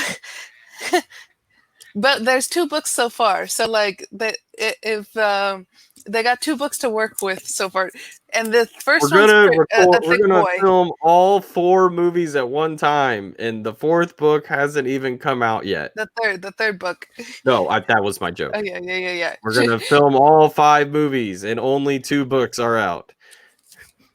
See, this one's thinner comparatively. You got the first book is a thick boy. Books are thick. Books are hard to read. Bogz doesn't read books anyway, so it's fine. He's like Mark Ellis. He just doesn't read books. Something like that, yeah. And then the other thing, Bogz. The second you heard that music, they come in. Ba-da-bum, ba-da-bum, ba-da-bum, ba-da-bum, ba-ba-da-ba, ba-ba-da. James Mangold is directing Indiana Jones 5. Woo! No one better in this world to tell a story about an aging white man than James Mangold. If you need a story told about an aging white man who can't deal with the fact that he is going out of date, bring in James Mangold. Ever heard of him? Ford versus Ferrari, Logan, and he's going to bring that little touch to Indiana Jones. Mutt, you get the fuck away from this movie. I don't want to see you in this movie, Mutt. Don't do it. Bogz, what do you want to see out of this? So I don't know. I just want to see a good movie, man, because Indiana Jones is maybe top 5 favorite franchises of all time for me. So yes, the music, yes, the stories. Yeah, I've seen the last couple of years people have issues with some of the it hasn't aged well, that kind of thing. Yeah, I kind of understand what they're saying, but the fun and adventure and the exploration and just like amazing movies. Sean Connery, obviously, Harrison Ford, and yeah, definitely a top franchise for me. So I would have liked to seen Spielberg obviously directed, but he of course left it. But yeah, I mean, let's just see. I just want to give Indy a good send off because he's one of my favorite characters of all time. So yeah, definitely send off. They said this will conclude this. The story. Yeah. So Soul, do you think there's any chance that we see some form of a flashback and maybe introduce us to a new Indiana Jones? I know it's been heavily rumored. Is that something you would be interested in seeing in more Indiana Jones stories? Just kind of make him this James Bond where anyone can, not that everyone's Indiana Jones. They're obviously, I know the lore of James Bond is that whoever has the hat type thing. Right. Whoever's got the hat. But Indiana Jones, it would just be the same character. Are you interested in something like that, or you just want to see the story wrap up? I just want to see a good movie, and kind of the same way Bogz said. So if it is a wrap up, or if it is something that we see opening the door for another person to be an Indiana Jones type character, either way, as long as it's a good movie and it's not something that we all go, oh, why did they do that? Don't you fucking blow the wind into that church and blow the hat off of his head and blow it up to Shia LaBeouf's feet. Don't do that again. That was bad. Like a water bottle. That's what I want to watch movies, and I have a moment where I got a water bottle like a cat or a dog. But no, bad movie. Bad movie right there. Bad. Yeah, either way works for me. I know he can still crack the whip. And I want to see him fly the plane. I want him to go full fucking Tom Cruise in this movie and be like, fuck you, short round. I'm flying the plane this time, and we're not going to crash. Except this man has problems crashing planes. He seems to have an issue where he does not know how to land very well. So maybe we get somebody to land the plane. But I think we could get some cool shots of Indy doing a bit more stuff, because Harrison is like, he's not... It's not like Bob De Niro. I feel like, Bob De Niro is not the most like active guy in terms of older actors. I feel like Harrison is, he's obviously taking the bit to flight. So it'll be interesting to see what Harrison shows up. Do we get the Force Awakens Harrison that shows up, or do we get the Kingdom of the Crystal Skull Harrison that shows up? I'm hoping it's the Force Awakens one. It would make this very exciting. Bogz, do you want to see a continuation, or do you want to see this wrapped up? I think I would like to see it wrapped up because, I have seen kind of other people address this online and stuff, saying, like no one can kind of do indie like another version of indie or another version of the character. Like we've seen with Solo. A lot of people didn't like that movie because they don't believe Alden Ehrenreich plays a good Han Solo or is too different. But I don't know if you guys ever watched the Young Indiana Jones series, another Lucasfilm production growing up. I thought they Sean Patrick Flannery, I think his name was. I thought he was great as a young indie. Good call, television Schmodown champion. I thought he was great as a young indie in that. So I wouldn't necessarily mind like a prequel kind of thing, but overall, I think I think he's kind of earned it. I mean, the distaste the fourth movie left with people. I think it's a good time to end it. Yeah, just give him a good send off and let's see. I mean, personally, we continue. I got some pushback towards the hate of the fourth one. I heard some good. I've got a hot take. Okay. Okay. Not that hot. Okay. I think we might be at the same temperature here, because I think there's something super unique about Indiana Jones, to where each movie is set in, correct me if I'm wrong, in a very distinctly different time period, and then distinctly different settings. Okay. And hear me out. If I'm correct, Temple of Doom is the earliest timeline that we see him. That is the youngest Indiana Jones that we see. Yeah. And that is set in River Phoenix, obviously. Well, okay. Right. But okay. So River Phoenix, and then this in terms of the overall plot of the films. I think something that's kind of slept on is when the movie, because this one takes place in the 30s, right? That one takes place in the 30s or even the late 20s, I think. Yeah, late 20s. It's roaring late 20s. It's an age of exploration in terms of like exploring, really finding these cultures across the planet that we didn't know existed, much like he stumbles upon in the film. The 50s in Kingdom of the Crystal Skull. Guess what, everyone? We were talking about whether or not aliens had shown up. It's very on brand for what would have been going on in the 50s, where somebody like Indiana Jones would have been led to in terms of where his curiosity would have been leading him in a certain direction. And it's not that bad. Like, it's really not that bad. Like, is it as bad as Thor: The Dark World? I don't think so. I think they're equally par movies, and I wouldn't mind watching either of them. Like, I watched Thor: The Dark World the other day. Not that bad. You watch it, it's in the moment, and it's in relation to everything else, right? You compare it to the other three movies, which are some of the greatest action films in the history of movie history, ever. It's the Godfather 3 effect, where it's not a bad movie, but it's following Godfather 1 and 2. I use that analogy all the time because that's the thing, is that our brains are going to compare things to previously that happened. So we're going to look at the previous 3 movies and be like, that is a great trilogy. And the fourth one doesn't hold up to the trilogy, but is not a bad film. Right. Exactly. So I think this is going to be a good time. And then they're doing it in the 70s. So to bring it to that, I'm excited to see what kind of stuff they bring in here, just to make it a new story. I mean, this is going to be 20 years later.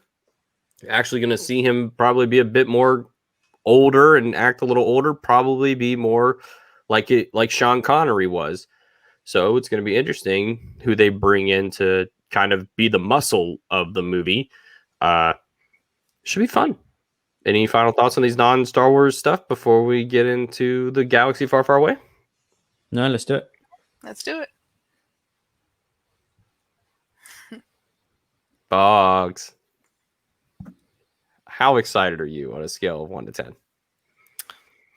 For which one though? I mean, no, like the whole thing. Yeah, I mean, come on, like what we're doing here. So, Kathleen Kennedy. I mean, like, she must have heard me on the internet. I blamed her for a lot of. To be honest, I'm not a big fan of the sequel trilogy. I've got to be honest. So, I've and with all the director changes and the overall fandom, how it's been going since Disney's takeover. So I've not, I've blamed Kathleen Kennedy for a lot of that.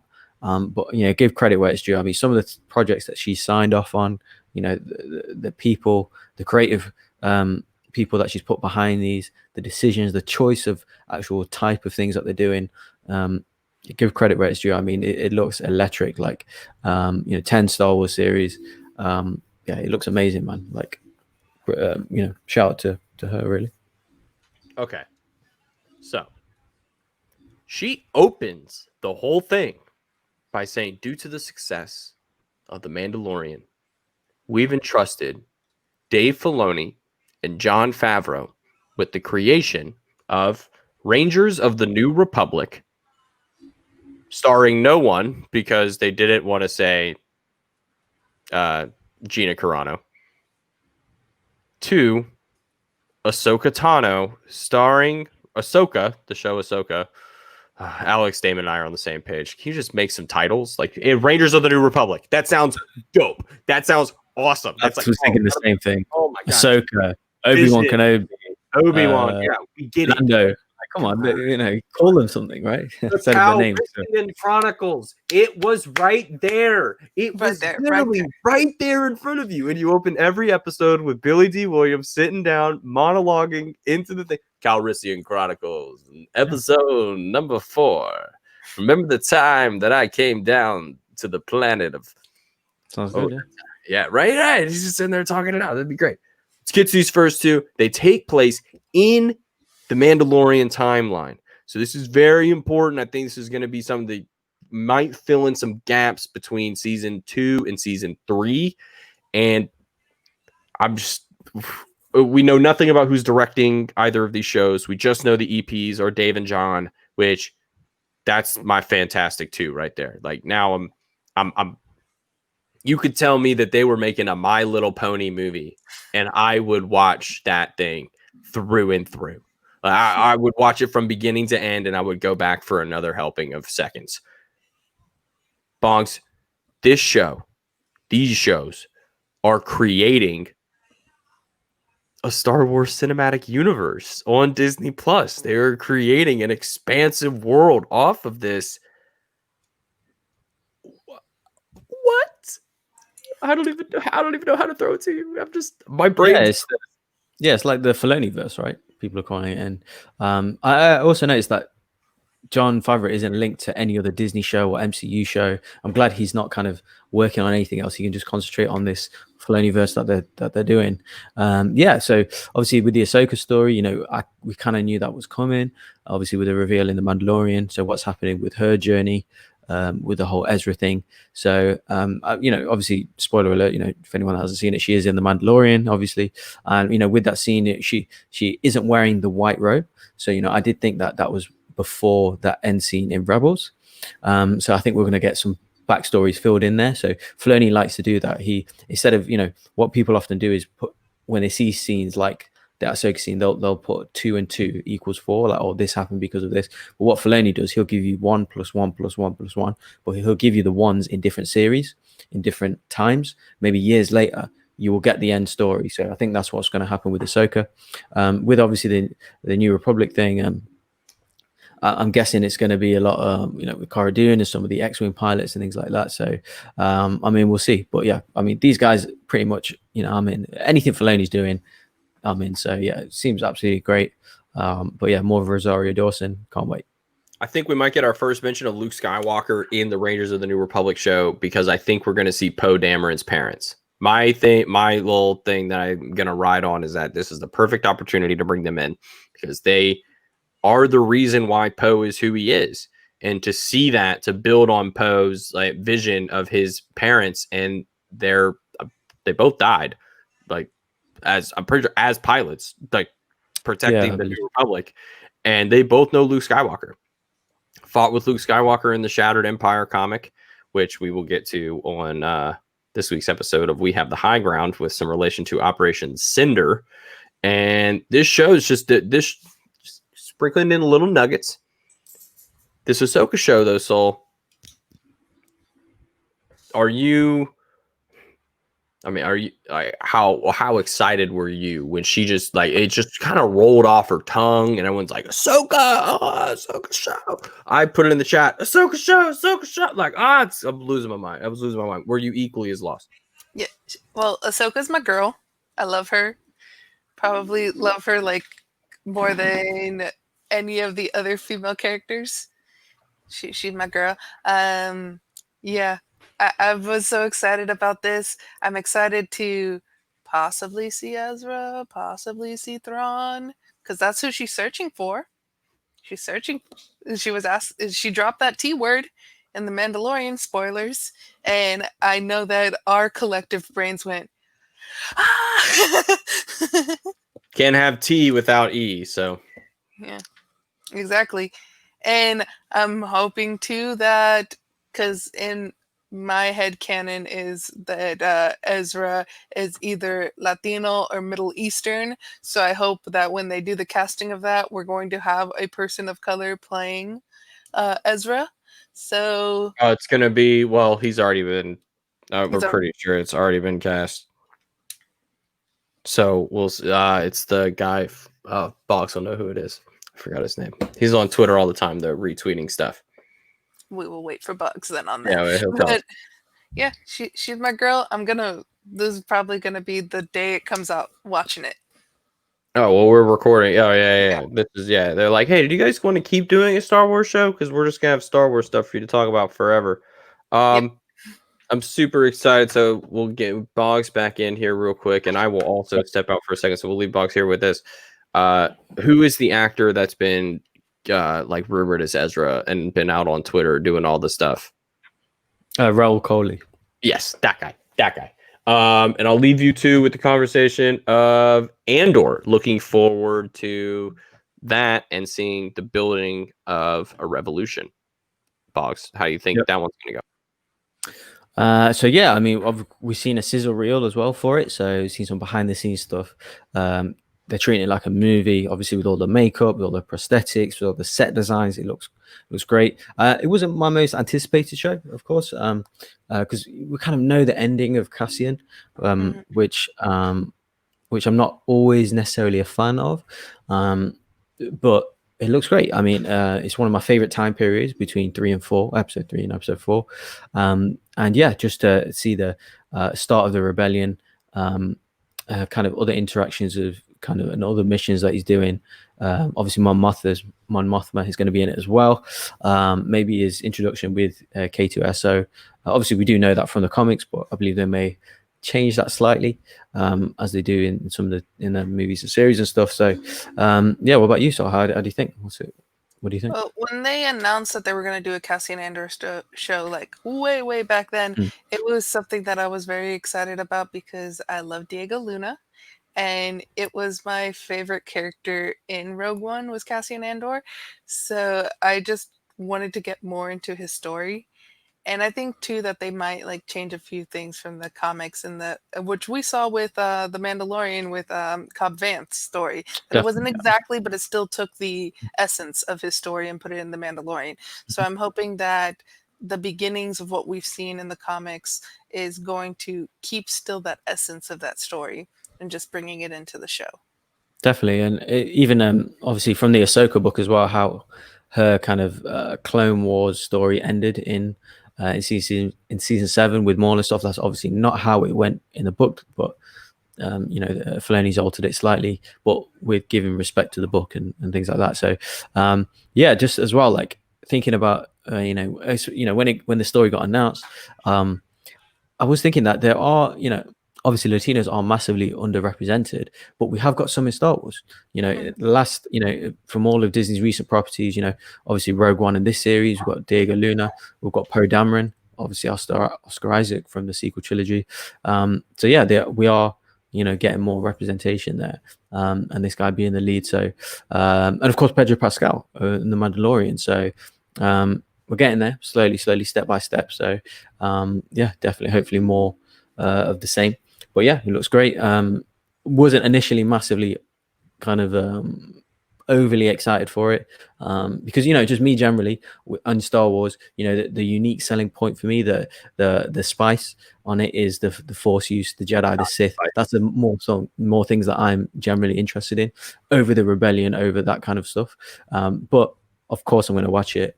The scissory looks great, and the attention to detail they are putting on the show is it looks spicy. Put it that way. Imagine if they put Cad Bane. Colin? Cad Bane shows up.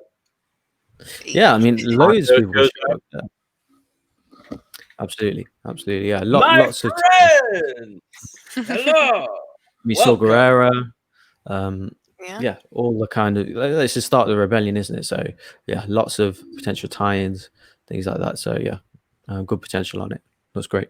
One of my new favorite memes is Saw Gerrera in Clone Wars, and then how he looks in Rogue One, and then Obi-Wan in Revenge of the Sith, and how he looks in Episode 4, and then Bo-Katan here and Bo-Katan now. And I just see that, I was like, ooh, we could get some young whippersnapper to come in and play a Saw Gerrera. Oh, Bail. Yeah, definitely. Looking good, baby. Looking good. Looking solid. Looking, Jimmy Smits doesn't age. But I'm super excited about Andor. I love that time period. I'm a sucker for it. I'm a sucker for the Clone Wars, sucker for the post-Clone Wars, the aesthetics of the world. Take me to Coruscant. Take me to 13. What's it called? 1313? Was it level what on Coruscant? Yeah, the underground. Show me some of that, because I know he does some stuff that he ain't happy about, and he says that, and I'm happy that they led with his, like, where you see him get to in the sizzle. They start there and then show you, hey, bro, this is gonna be practical as hell. We are doing this by the book. We are doing this. And I loved hearing the quote that I loved the most, and I don't know if you guys said this before, so excuse me. The guy who said, we are treating this like a feature film. The props department, the crew, this is a feature film. That's something that I, as graduated film school this year, you shouldn't see a difference when you are a crew member on a movie and a show, because your effort and your dedication to the project is prevalent throughout, and it's why you were hired to do the job. You're the best at what you do. So they are bringing the best of the best to treat this as if it is the best of the best. So when you're doing that, it's very hard to get a bad looking product. Mandalorian, I caught you once this week. I saw it. I saw it when they were in the junkyard, and it took me out of it for a second. I saw that they were in the void, because I could tell the difference right when the TIE fighters lined up, and I saw a wall. I was like, fuck. It was the first time where I commented. I was like, damn it. Every other episode, every bit of this, you lose me in it. This show, with doing the practical stuff, it seems like they're not using the void for this show. They might use it for some of it, but they were giving us a little more in-depth on the sets. That's the stuff I'm super excited about. I love that practicality of Star Wars, and I love that this is going to be a personal story about someone who makes. It's going to be Breaking Bad-ish. You're going to be watching somebody doing stuff that you don't want them to have to do, but they have to do it to survive. I think it's going to be very important. I think we may probably meet K2, probably episode 2. Probably, I think we're going to get K2 list Cassian in the beginning. And they said 12 episodes. Yeah, I think so. Oh my god. 12 episodes. Now give me, there's definitely gonna be my 30-minute episodes that I can already feel them coming in now. Maybe even a 28-minute episode. I can just feel it. But 12 episodes. What if it is a full hour? What would you do? Oh boy. Woo! Let's go. I am here for it. And he's executive producing this thing too. So there's going to be some representation up in this show out the wazoo, because I'm looking around. I need his family story. I want the flashbacks. I want to know everything, because he was on the other side. He was on the separatist side. So it's going to be interesting to see that side of things. The only real interaction we have with the separatists is with the Trade Federation, and then the council of dudes at Geonosis, and then the table of people that Anakin murks at Mustafar. But we don't know what what are these people fighting for, right? Like, who are the people that are also we get a lot of it in the Clone Wars, especially that final bit with Ahsoka and the sisters, where they're kind of trapped in the bounty hunter kind of side of it, how they're dealing with it. Cassian's just fits right in there, like that world where Ahsoka and Bo-Katan meet up in season 7 before the Siege of Mandalore. Oh man, I could totally see Cassian rolling around there. Same place with where Mando and the kid got on the ship, on the boat in the water. I'd love to see aesthetics like that. And I think the show is going to take us to some places in a time where we've seen different aesthetics in Star Wars. We've seen it when everything's pretty and everything's good. We've seen it with everything looks shitty and the situation's kind of shit. And then we've seen everything be okay, but we're rebuilding.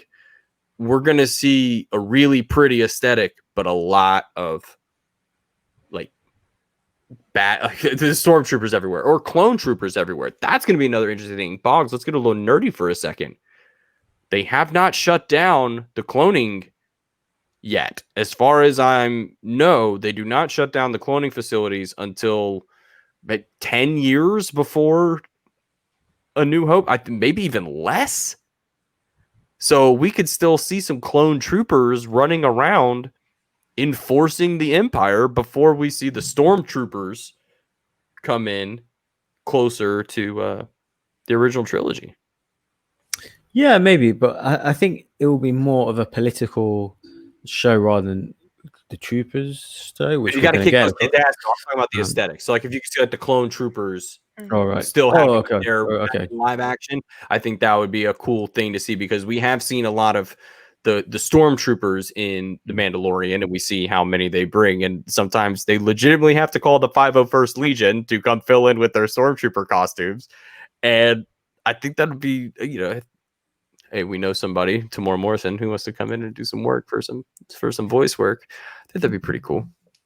Yeah, it depends really when it's set, because obviously it depends how far back in his life it goes, right? Because obviously in the, Revenge of the Sith, it is more stormtrooper. Obviously, I know what you're saying, the transition of the uniform and stuff, but if it will, show his separatist backstory. I mean, when does his separatist backstory begin, right? So obviously we know by New Hope he's in the rebellion, but that's like 19 years. So I'm presuming it's not going to show his childhood, but because there's enough time story there to tell his story. But I know, yeah, we'll see. It's great time to have it, and yeah, can't wait. And I think if we do see flashbacks, we're going to have, it's going to make us feel for the separatist in a way. And I think that's something that Star Wars is doing so great now, is it's showing us all different sides. Both sides, yeah. And like they all read Lost Stars. Yeah. They all read Lost Stars, and they were like, this is good. We're going to continue to do this. And we're just going to show people like just stories that happen on both sides, because that's the way the world is, where you have wars between people and that there is meaningful humanity on both sides. And so the fact that I think we're going to see this in the show, and that's going to be cool. So, yeah, one of the scenes that really sticks out to me in Lost Stars is when Sienna is viscerally angry at the rebellion for murdering her friends on the Death Star, like losing all those people. And that's like the first time they put that into a perspective that isn't just some asshole on the internet. It was a real character. And somebody be like, well, what about all the people on the Death Star? They murdered all those people. And Sienna was kind of like, no, you guys murdered my friends and I'm pissed. And this kind of drove her more to the Empire side and then even split her off. And so it's going to be interesting to see, can they turn us and see what the separatists were fighting for? I think that's important, because that's something that was definitely lost on us in the first one. So it's going to be nice to see, and we'll do it. We'll move on. What else we got? We got, ever heard of Star Wars Visions?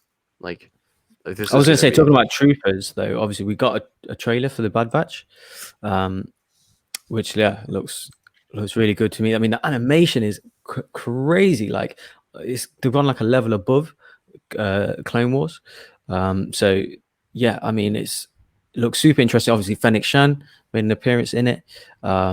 Yeah, but the animation is out of control, and it's super interesting to see like the story though, in terms of, are they going to be battling the clone troopers? Is it going to be are they working together? What have they got the chips as well? What's happened to them?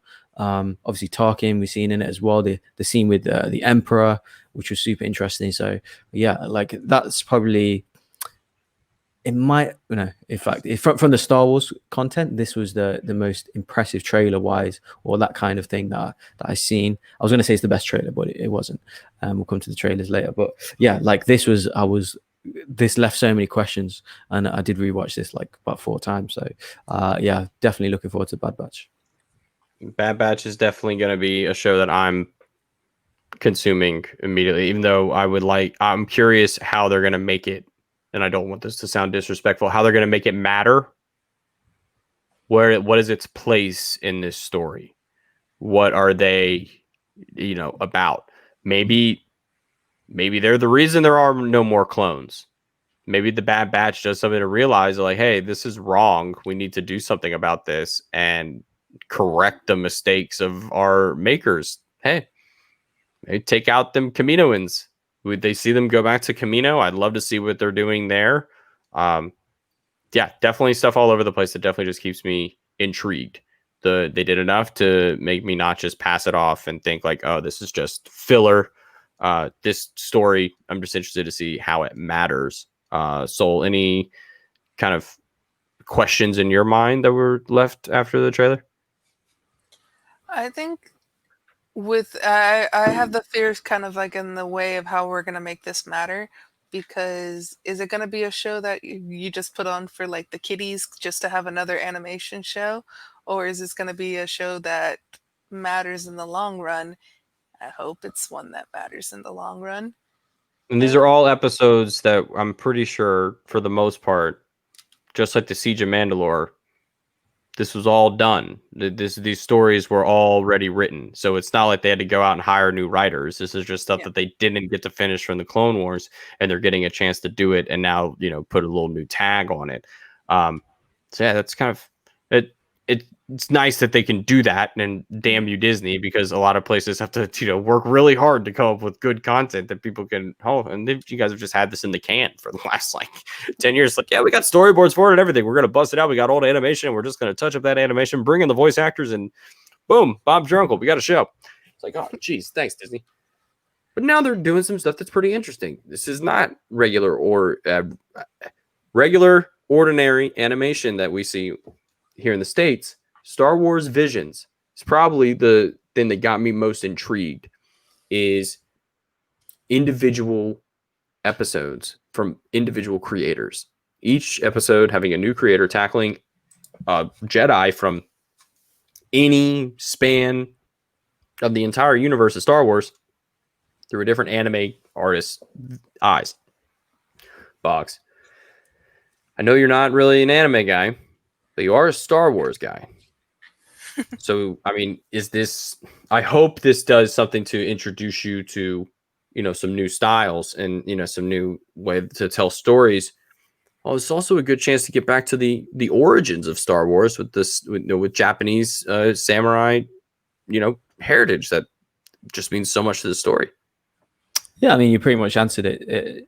Yeah, like that's what I would like. Like, I'm sure everyone's kind of YouTube or Googled kind of Star Wars animation kind of styles, things to see. So yeah, of course, when you have lightsabers and force use, like I've wondered, oh, what does that look like in anime, that kind of thing. So yeah, definitely looking forward to it.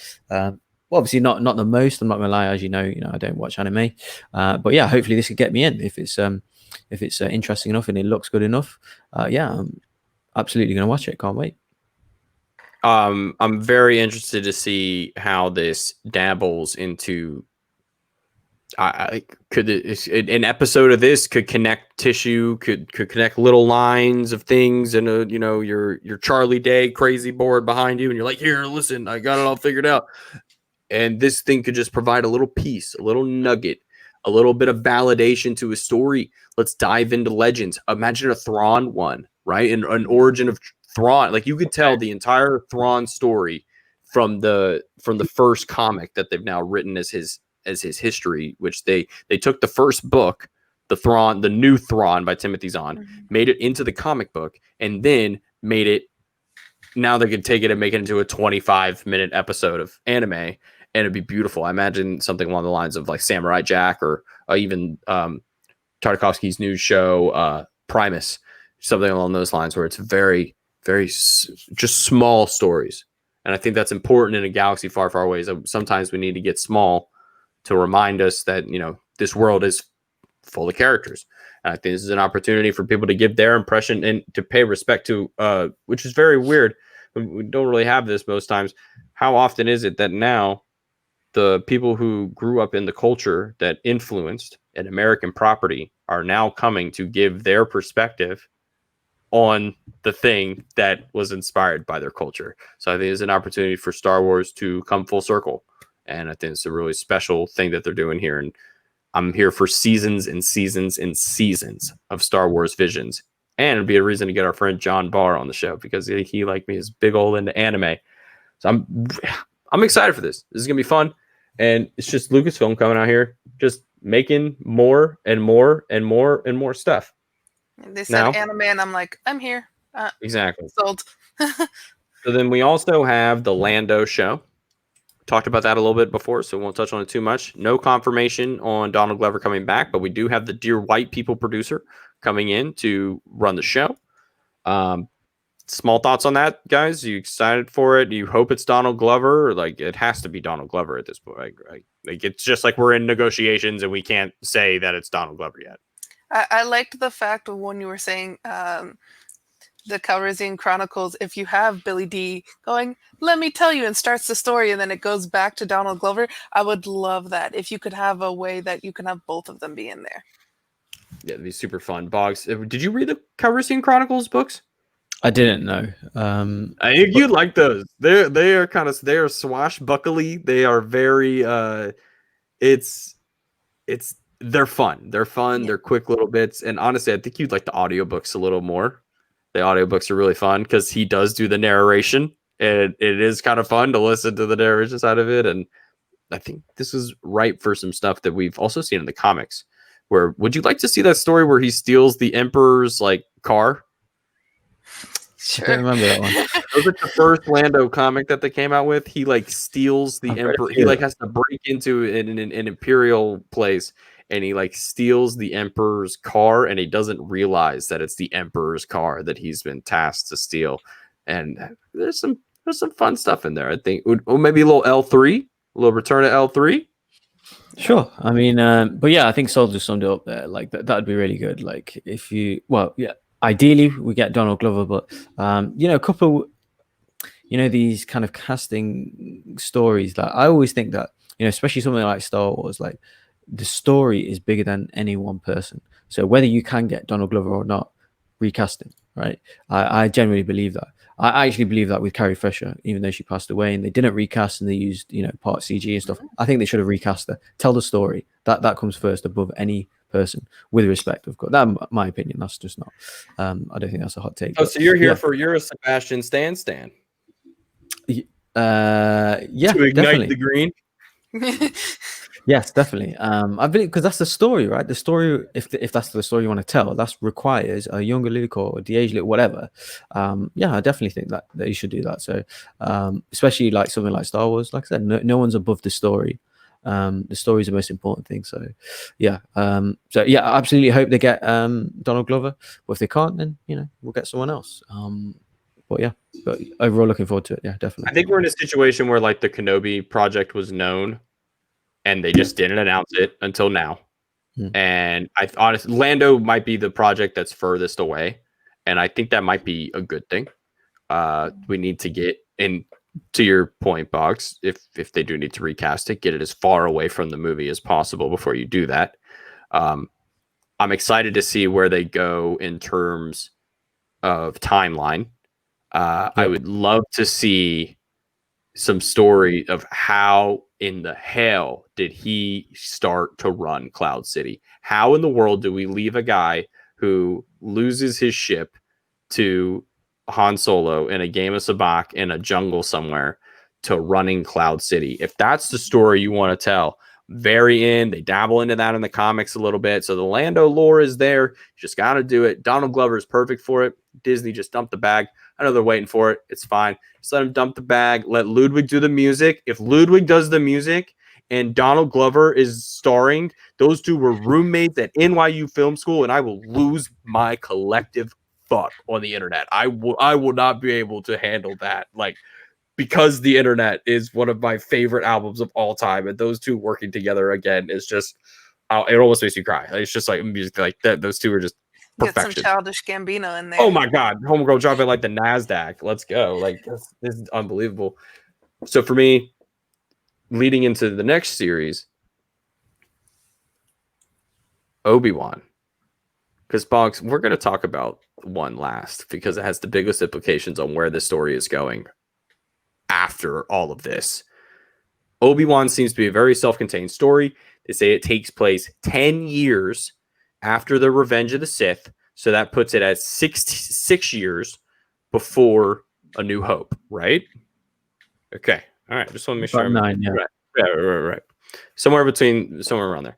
Because Luke is 17 or Luke 19?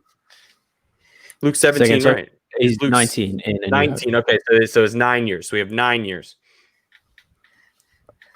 Hayden Christensen is returning in the role of Darth Vader and Anakin Skywalker. We did it, folks. Pretty much. So like even Disney's takeover, right? The things that I wanted the most was continuation of the saga 7, 8, and 9, and an Obi-Wan series. Because obviously we got told, we'll get side stories, we'll get other things that connect the canon, etc. Well, my first thought was episode 7, 8, 9, and Obi-Wan series. What happened in that? In between 3 and 4. So now, obviously, Hayden Christensen's been announced. By the way, my reaction was, come on. I was literally like that when I got the reaction. I was out of control, yeah. Zero expected that today. This was my reaction. Okay, let's see if we can see it. That's it. Finally, he gets his return. Finally, he gets his redemption almost. Because, this is for us, man. This is Revenge of the Sith 3.5. Yeah, he gets absolutely, I personally think, unfairly criticized about his performance. I love Hayden so much. Yeah, so it's about time. Episode 2 is not his fault. Episode 2 is not his fault. He was a grown-ass man having to play a child. It's very hard that only Ralph Macchio does a good job of doing, and not everybody's Ralph Macchio. And the other thing, too, is if you look at Luke in the first Star Wars movie, that he's a little bit whiny of like, I gotta get my power converters. So like if he was going, I'm going to be like that whiny Luke, then that's how you get whiny Anakin. So I think if he was basing it off of Luke, he took the wrong parts of Luke, but like you could see where he's coming from in that. So I don't blame Hayden at all. No. And you say contained story, but within that contained story, there's a plethora of details that we haven't had, and we need, such as, obviously, Kathleen did say as well that it will be a rematch of the century, whatever that means, I don't know. But I was hoping for actually a Qui-Gon Jinn announcement, with not only with Obi-Wan, with also Anakin as well, because Anakin is also a Force Ghost. How did he become a Force Ghost? Obviously Obi-Wan's a Force Ghost. We know he's learned from Qui-Gon Jinn. We know that in the end of Revenge of the Sith. Obviously, potential Yoda communication.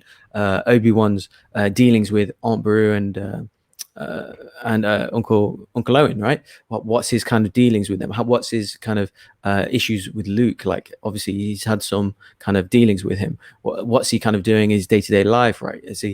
Obviously he must leave the planet on occasions, that kind of thing. So many questions. Obviously, the Vader and the Emperor, their relationship, that kind of stuff. There's so many questions that we have that we can get here. This is the best announcement I've seen, full stop, from this Disney stuff. So I was shocked that they told us Hayden is going to be in it, and I couldn't believe it. I was so happy for him, and getting the direct continuation of this. Obi-Wan's back, and I absolutely can't wait. My biggest question: how many hello there's are we going to get? Exactly. Taking a shot for every one of them I hear. Obi-Wan drinking game. Hello there. Shot. Hello there. Shot. No. I think it's gonna be fantastic. I think this is an opportunity that, like, my favorite thing about Revenge of the Sith was the production of Revenge of the Sith growing up. I loved everything, knowing how they made that movie.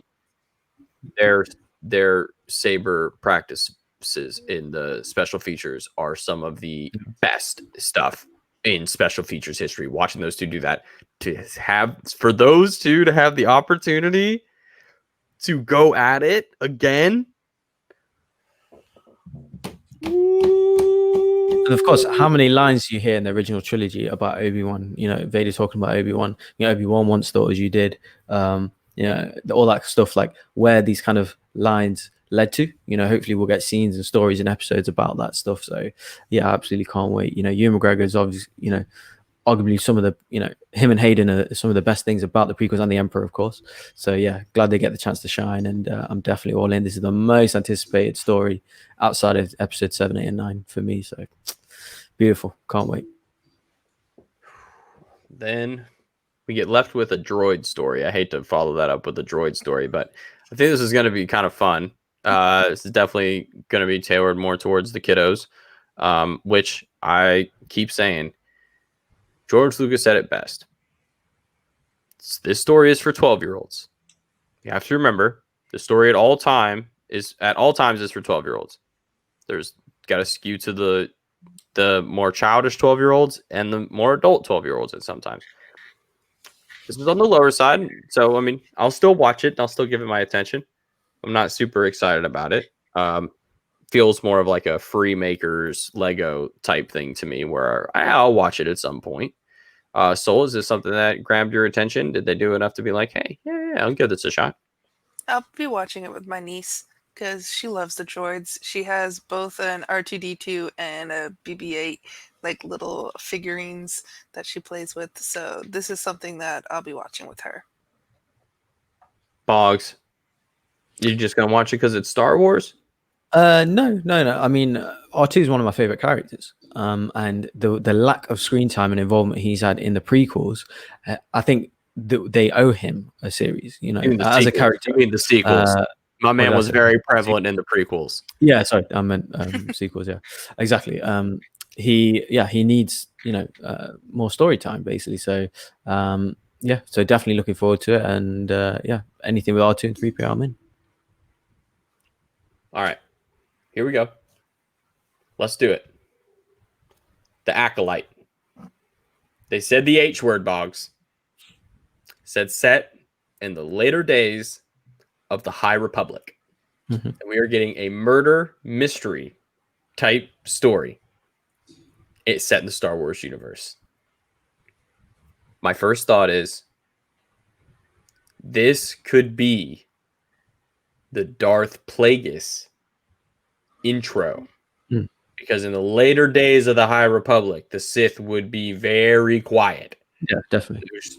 Which we go Old Republic to High Republic to the, you know, the middle ground is the prequels and then into the Empire.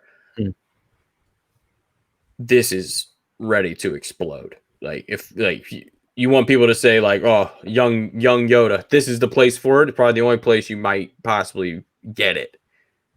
I'm super excited for this. I mean, I'm all in on the High Republic. I know we both got the books coming in at the beginning of all of us got the books coming in for the beginning of the month. Super excited to dabble into the new world.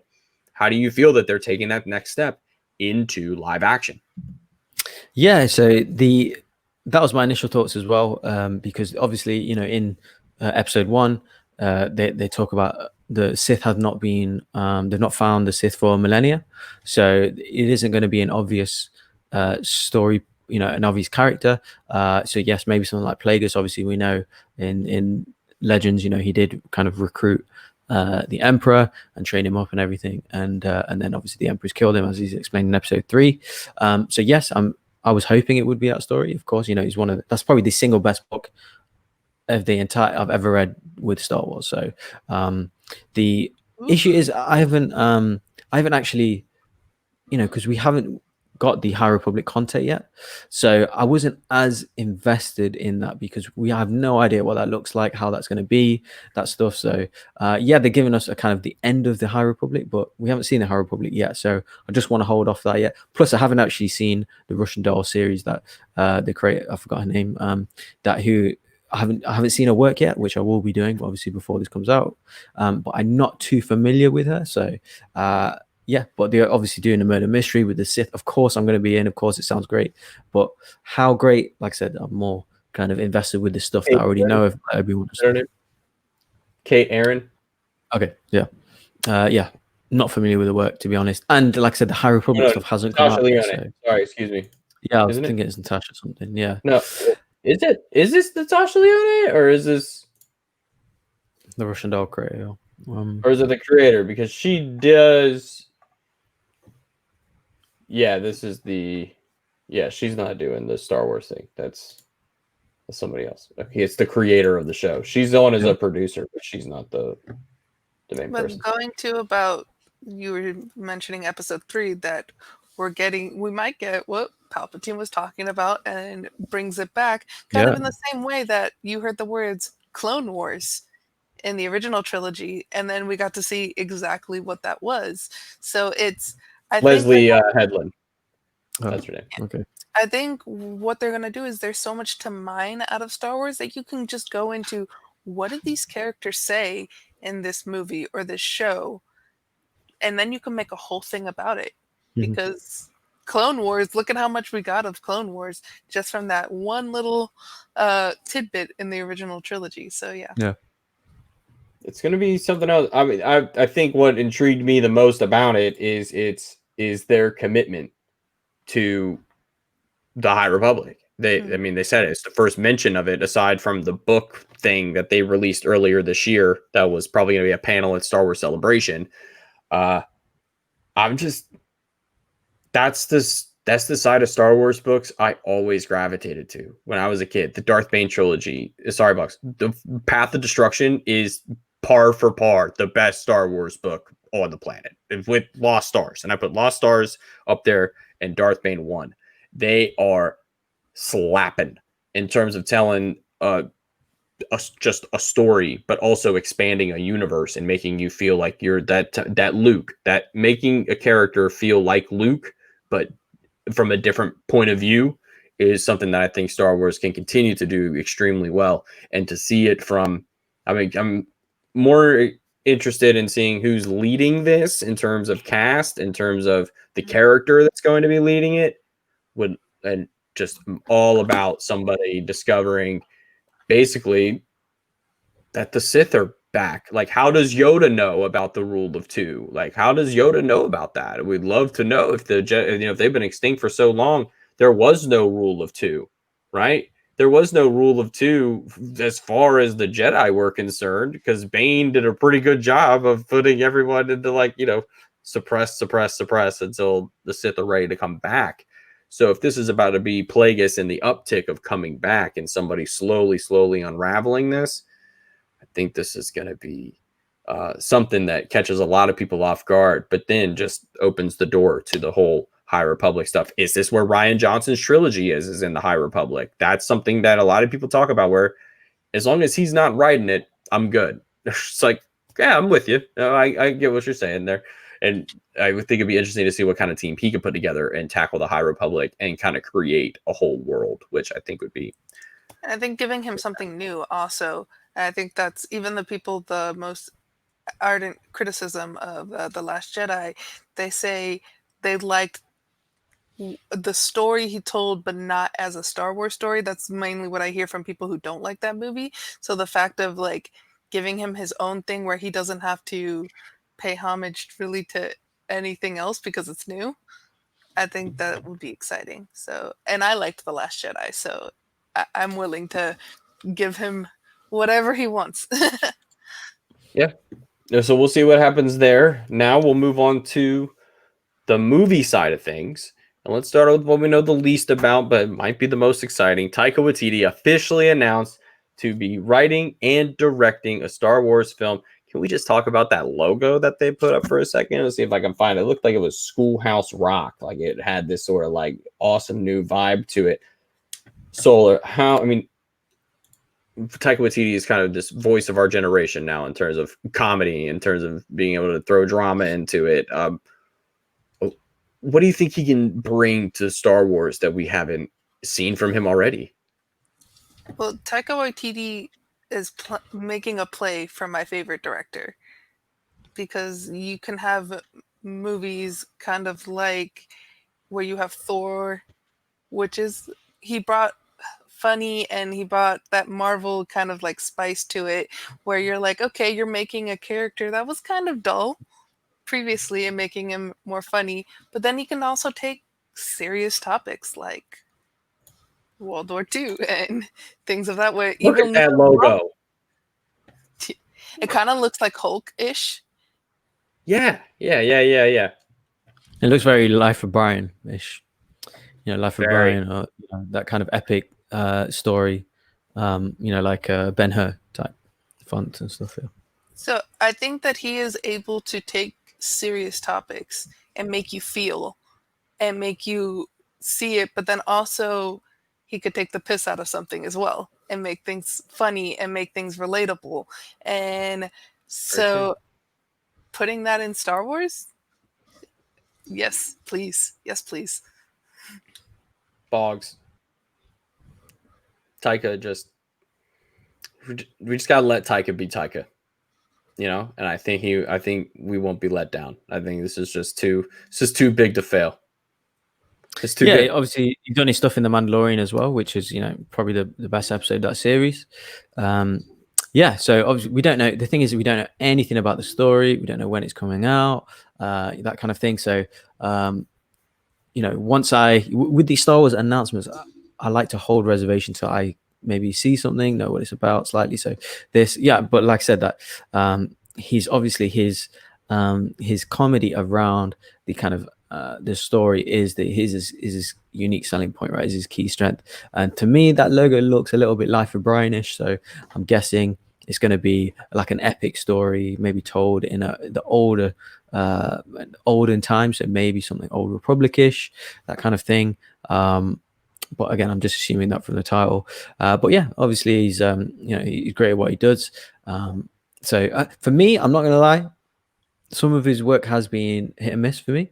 I'm not so it's like, I love Thor Ragnarok. Love What We Do in the Shadows. It's one of the funniest series I've ever seen. But I'm not a big fan of of course.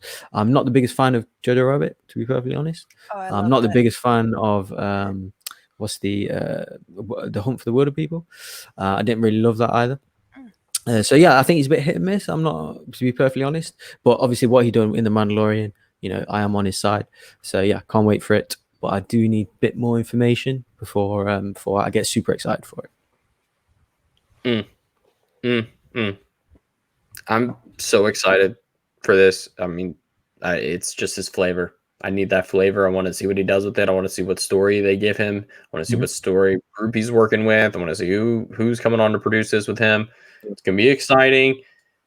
But I don't think there is anything that's as exciting in this whole thing as the Patty Jenkins coming out with this amazing trailer of her telling a story of growing up, watching her father go out and fly F1 fighter pilots, fighter jets on base as a girl, and just thinking that, man, I want to make the best pilot movie ever.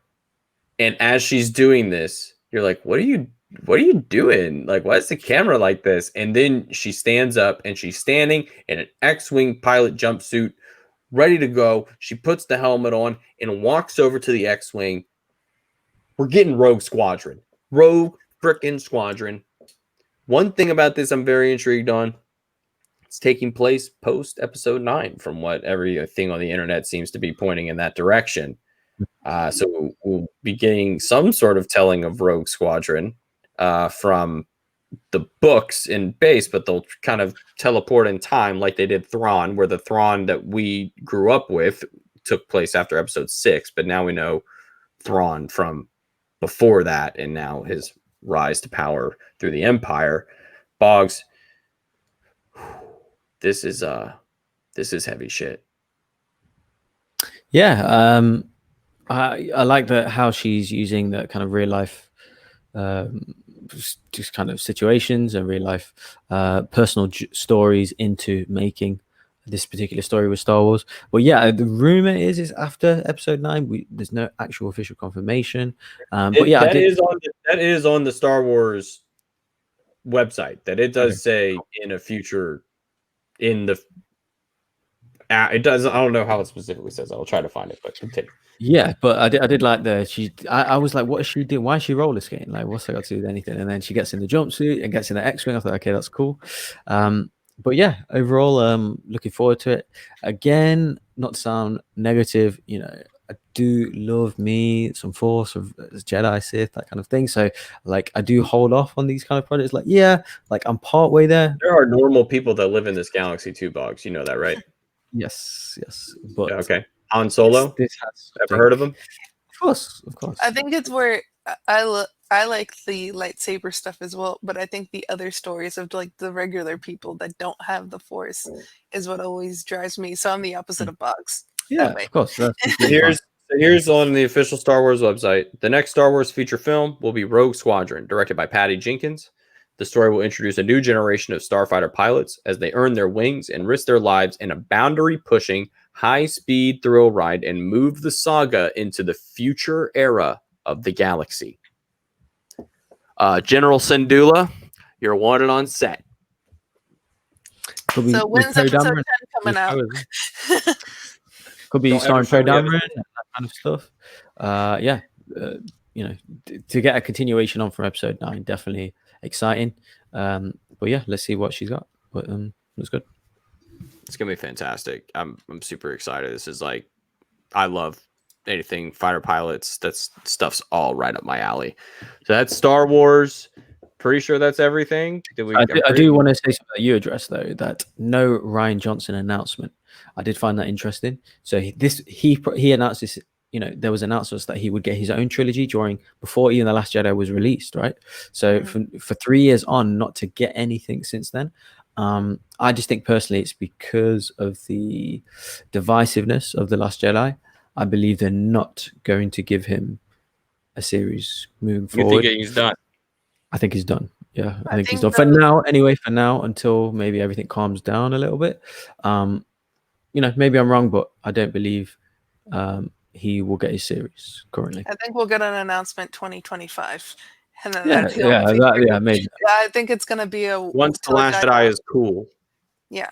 And I think too, because the people who work on things canon said that they really enjoyed working with him, and that the fact that all the behind the scenes people at Star Wars and Lucasfilm said that he was one of the coolest guys to work with. So he rewrote the script in Carrie Fisher's bed with her. Like, come on, y'all! Like, this is like, y'all gotta lay off this man. Like, it is a certain age of people, I will say, that I talk to that have more problems with it, and it is the older crowd has more problems with it than the younger crowd.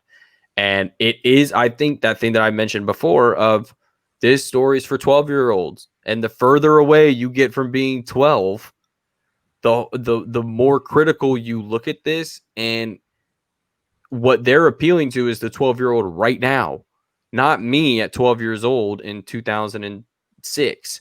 Like, not whoever at 12, who was ever 12 years old in 1977.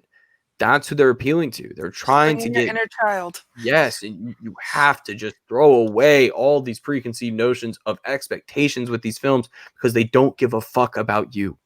They don't care about your expectations. They're trying to tell a story for kids. This is not an adult feature film. If you want to go watch an adult feature film, go watch Martin Scorsese films and stuff. This is not why we're here. So some people got to remember that this ain't that serious. And one place that reminds us that anything is possible and we can be serious and funny all at the same time are the fine people at Marvel Studios. Marvel Studios, the Lord and Savior Kevin Feige has returned to his favorite place, which it's Christmas Day, and he gets to just tell us all the lovely things we are going to get. We can start at the I don't even know how to break all this down. There's just so much stuff. There's just overabundance of stuff. I think It was we like Christmas burying the to lead. Christmas. We got the Miss Marvel casting news. We got a sizzle reel of Miss Marvel. We have an explanation of what this show is going to be about. They have shot some of this show. There was real footage in this, so they are in production right now. Mhm. Fantastic. So I'm going to throw it to you, Kamala Khan. She's coming. And I believe we are witnessing the birth of, we are in the middle of seeing, of being like when Spider-Man was first written. Mm-hmm. We're at the origin story, and she's getting a TV show. That she's built this fan base that is rabid, that is so excited for her that so many people now can see themselves in her, and it's just gonna be so important. What is your first thought that this is actually happening? I think it's both with her show and then also the other show with Riri Williams. That the fact that we have these characters that came out not too long ago. I think both of them are 2016 introductions, and you have a Middle Eastern character, you have a Black character, you have a women characters that people can look up to. You have rabid fan bases for both of these characters, and so I was just like, yay for the diversity, yay for the newness, yay for having women, yay for like just everything about this. I'm so here for both of those shows. I know we haven't talked Ironheart yet, but both of them. I think Colin's on mute. Yeah, Right. Colin, are you on mute? Sorry. Yep. Hey guys, it's all good. It's all good. It's all good. Everybody, calm down. So I think we can talk about both at the same time because there's a lot of similar trajectories for both of them. Obviously, the world of Iron Man is much bigger. They're going to have to build Miss Marvel's world around her. Is she an Inhuman? Is she a mutant? We're going to get into that. They'll have to because she isn't Inhuman in the comics. So it's going to be interesting to see, like, did she go through Terrigenesis?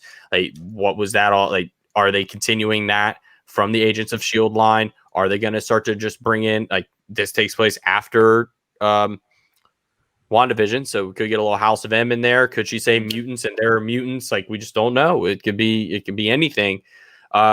The world's just world. I mean, they're not ready for this, but the world needs a show like this. We've talked about this before. It's representation. It's at its truest for Disney to finally be acknowledging that the world America needs to watch a show about a Pakistani Muslim character who lives in New York and is Spider-Man for a completely different side of the world. And I'm here for it. Bogz, what's your experience with Miss Marvel, and are you looking forward to this? So I have zero experience with Miss Marvel. So I haven't read a comic book for about 6 years, I'd say 5-6 years. So anything past 2014, I have no idea about, apart from seeing stuff on social media or learning from you guys or friends or that kind of thing. So I haven't. I'm not as versed as you guys about Miss Marvel and stuff. But I do like the kind of connection, the seeming connection that she has with Captain Marvel, and how that kind of brings into her, her into the MCU and her into the kind of Avengers story, that kind of thing.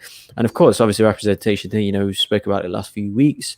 I'm not going to go go over that. Just review our last episodes for that. But yeah, of course, diverse cast and stuff. So that's really cool. But yeah, honestly, I have no idea about this character. So yeah, I mean, I'm all open. I mean, I'm the people that I have no idea. So I'm the people that I think they're aiming at in terms of, invested in the MCU, doesn't know enough about this character. So yeah, show me. I want to see it. I'm all in. And throwing it over to Riri Williams, cast as Dominic Thorne has been cast as Riri Williams. She was in If Beale Street Could Talk. So we're going to get a little bit of flavor over there. And Ironheart, hey, guess what, guys? Robert Downey Jr. is probably going to come back because in the comics, he's her AI Mhm. that's in the suit. So it's gonna be interesting how she does it, how she finds it, how she gets wrapped up in it. I got the fact that I have that comic, and now I'm like, oh I know, boy, it's right over there. it's right over there. Let's go. Got the Funko over the shoulder. Like, I'm ready for this. I'm super excited for both of these, and I'll watch them both right now because it's 3 new series. Okay, so this is a series for Miss Marvel, and it's a series for Ironheart, and then they will both play into the MCU proper in the movie lines as well. So everything's kind of woven all into this tapestry. We got 2 other shows announced. Got Armor Wars starring Don Cheadle, who's going to face Tony Stark's worst fear of his armor getting into the wrong hands. It's a great comic storyline. We don't need to go too deep into that. That's just going to be Rhodey finally getting to lead just lead a film. I think Don Cheadle's earned it, or earned a series. I think Don Cheadle's earned it, and I think he's one of my favorite parts of the MCU. His back and forth with Tony, so it's gonna be nice to see how he handles Tony's death. Spoilers, and it's gonna be great to see how he goes up against other people with suits. He loves that. He's the soldier. He's the soldier more than Tony is, and it's gonna be fun to see. And then the other show is Secret Invasion, starring Samuel L. Jackson and Ben Mendelsohn, getting into the Skrull invasion of Earth. And that's a show. That's just a show, right? That's just a show. So it's not a movie. This should be a movie series. Oh my God. This is where we're going to see it in the movies. Has to see him in the movies. I'm overjoyed that this is coming out. Bogz, I mean, so Armor Wars is a bit of, I mean, it's had its older runs and it's been brought back in very recently. Same with Secret Invasion. Which one of these 2 would be more leaning towards?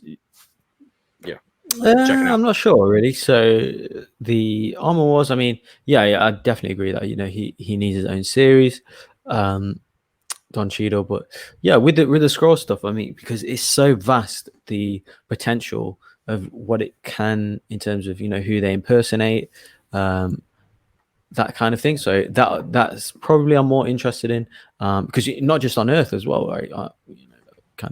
It's an intergalactic story.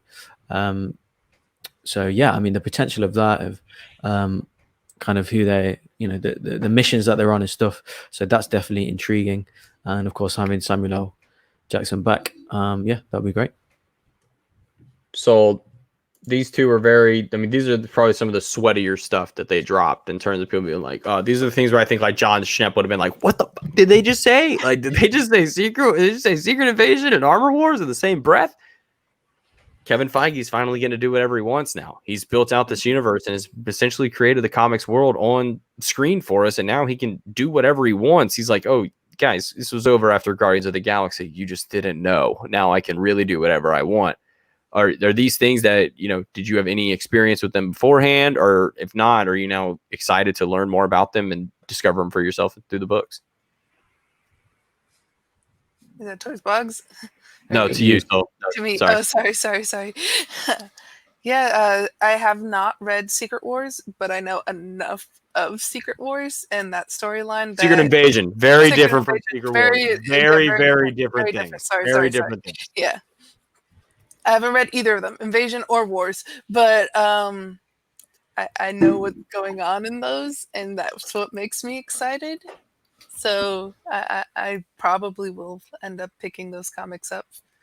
All right. Well, then we get into, I would say, the main MCU a bit when we get 2 new stories coming through, 2 new characters getting officially announced. Not one cast. We got Tatiana Maslany confirmed as She-Hulk. To which there was also a bit of a Matt Murdock tease where Kevin Feige said you never know who's going to show up on the other side of the courtroom, which I thought was fantastic. And Moon Knight. We're here. Moon Knight is here. He's playing. We don't know who's playing him, but he did get into the multiple personality syndrome that he's got going on there. He's got different people driving the boat at different times. Be interesting to see who they cast. If it is Oscar Isaac, that'll be fun. That'll be cool. and to see him lead his own series, it just seems like they're building out a new brand of hero. If there are, this is of smaller, just smaller characters. These are characters that exist in the MCU that aren't necessarily, living at Avengers Mansion, right? There are people in this world who still have to pay rent. And so she's a lawyer, but yeah, at the same time, yeah, Mark Ruffalo and Tim Roth returning for the She-Hulk show. Bogz, does that do anything for your excitement, knowing that we're going to get Abomination back? We're going to get Mark Ruffalo in this. How do you think that's all going to play out? Yeah, definitely. I mean, for me, the series that tie into the movies is what I'm more interested in, because that's what I know of, right? So, especially Tim Roth, right? Who'd have thought he'd come back, from that kind of old Hulk movie. So, yeah, definitely interested in him coming back. Mark Ruffalo, obviously. So yeah, that's great. Moon Knight, I'm not gonna lie, I don't know enough of that character, so I'm not too invested in that story yet until we get some announcements about who's in it, what it's about, what it looks like, that kind of stuff. But yeah, She-Hulk definitely looks good. I mean, for Moon Knight, it's just Batman with multiple personality disorder. Okay. Yeah, the way I describe it's like that scene in The Dark Knight Returns where he's like grandma, but they don't realize that grandma is Batman.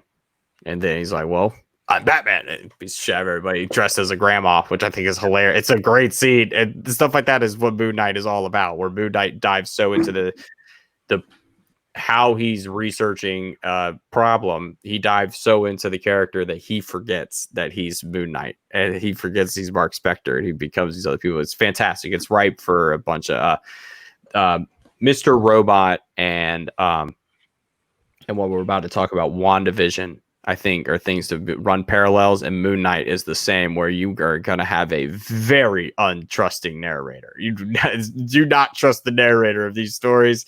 They are lying to you. What does what Tony says? He says, the little witch is messing with your mind, man. And she's going to be messing with all of our minds coming up. And that trailer for WandaVision, they're throwing in everything. You got a little House of M flavor in there. They got the Tom Kane Vision comic in there. And they got a bit of the late 70s, early 80s Wanda and Vision comics where they're living in the cul-de-sac. So all that stuff I'm super excited to see. I don't want to see anything more. I'm good. January 15th is the release date. Well, looks like we got another thing to review, guys. So Soul, did this trailer... Are you like me? Are you kind of done and yeah, you're just ready for the show now? Another thing. I don't need another thing at all. I just give me the show, which we're going to get it soon. It's a month away. So January is going to be a great month. We're getting all our High Republic stuff. We're going to get WandaVision. It's going to be my birthday. Like, January is great. Bogz, on a scale of 1 to 10, how excited were you for WandaVision before? Are you, and did this trailer kind of bring it up, or are you still kind of the same? I'm the same. And out of 10, I'd say 6. So I'm not really too invested in this story. The trailer didn't do much for me because I'm one of them people that don't get what's going on here. Obviously, I can see that, she's, what power she has and things like that. But it is a little bit confusing for me. I'm not going to lie. So I'm not too tuned up with what's going on here and what powers that she has that we have not seen on screen. So I'm one of them people that's a little bit confused with this. The other trailers definitely impressed me more because that's for me, that's a simpler story to follow. So I'm much more invested in that one. This one's a little bit more complicated that I feel is going a little bit above my head until I obviously see it. So the trailers are not tickling my my MCU gills. I don't know why I said gills. This is going to be a story that deals with trauma. Yeah. This is going to be how you cope with death. This is going to be how you get through the loss of your partner. And her power set is undefined, mainly because even she doesn't know what's going on here. Most everyone else seems to have a pretty good understanding of what they can do, and she does not. In one point in the comic book, she creates children. She literally creates children, already born, just creates them like little golems, like somebody make right, like molded them out of clay, and then they came to life. and she cannot deal sometimes with realizing that they're not real, because to her they are, but to everyone else they're like, your kids are a little weird. Like these things aren't normal. And there's gonna be some stuff that she walks through, and I think we'll get to a point where this show might be one of the most important moments of the Marvel Cinematic Universe, because she sets the tone for the rest of going forward. If we are going to have mutants, how it's going to work out, because they've had a convoluted backstory. Magneto was their dad for a good portion of the comics. They've since retconned that. About 8 years ago, they retconned it. So it's another weird thing. They've had a very convoluted thing. So just to get down to the basics of what this used to be, the old 70s and 80s Wanda and Vision stuff, I'm there for that. Going forward, Loki.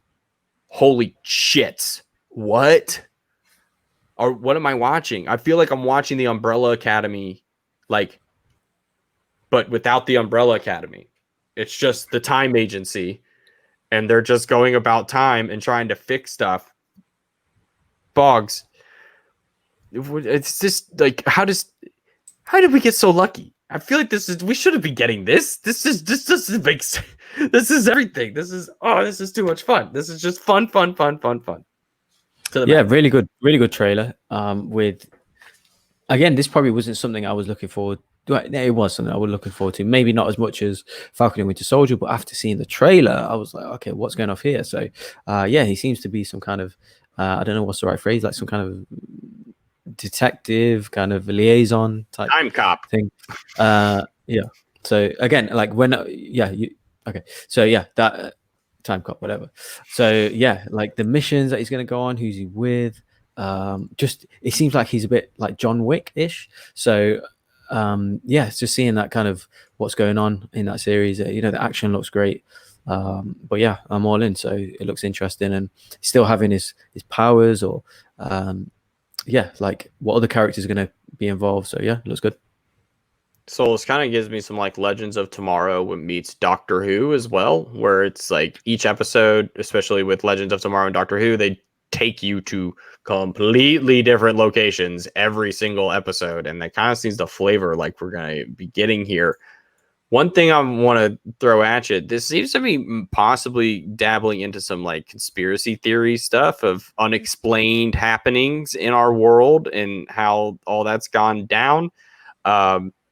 You said like Loki being this man of mystery who comes in and is like the shadow throughout history, kind of seems to be a good way to redeem him, even more so than, Infinity War did, but it seems to be just creating a new lore for the guy. This is nothing we've ever seen before. I mean, he is the god of mischief. So any mischievous things that have happened on Earth, are they going to attribute it to Loki?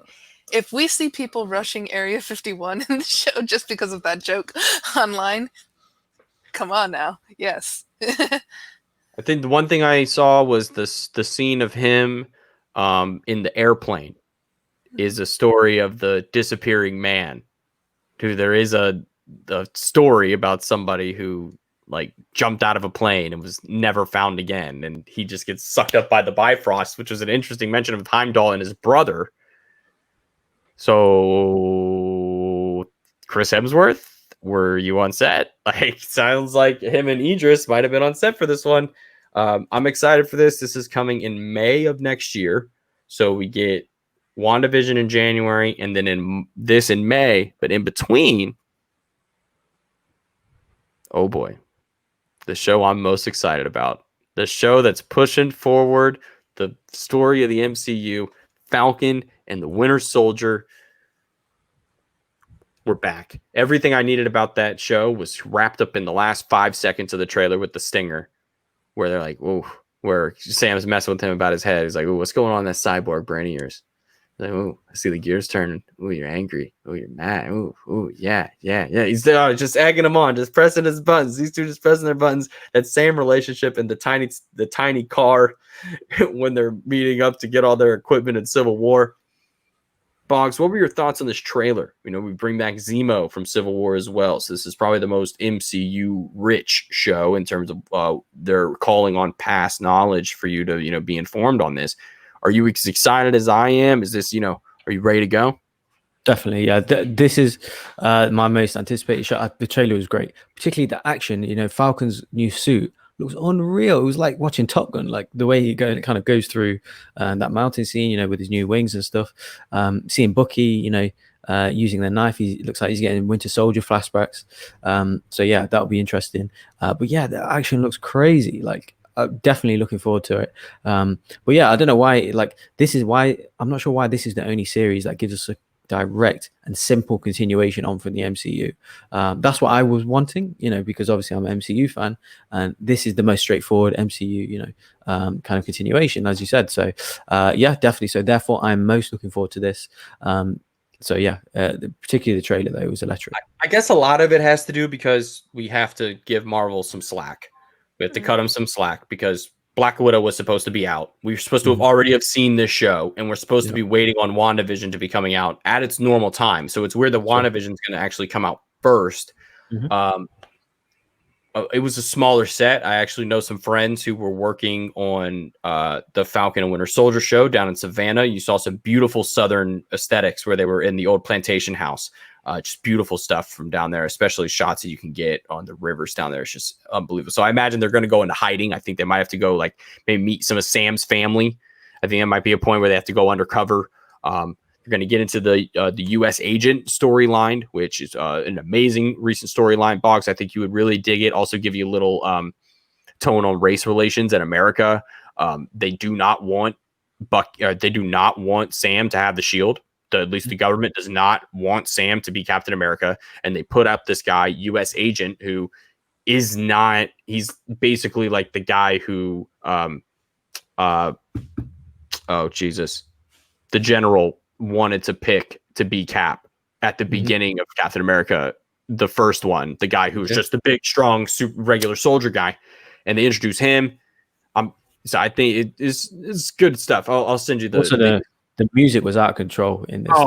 So good. Putting in the Captain America theme with the other themes and moving that's one of my favorite themes. Of Captain America. I would like to suggest Falcon's flips while he's flying is the coolest looking shit in the whole MCU. When he has to do the roll and flies back out, I'm just like, how are you doing that? I need to know, how are you doing that? Because you can hear, it was some of the coolest stuff in Iron Man 1 is Tony figuring out, okay, 5%, 15%. Oh, too much. Gets thrown back into the wall.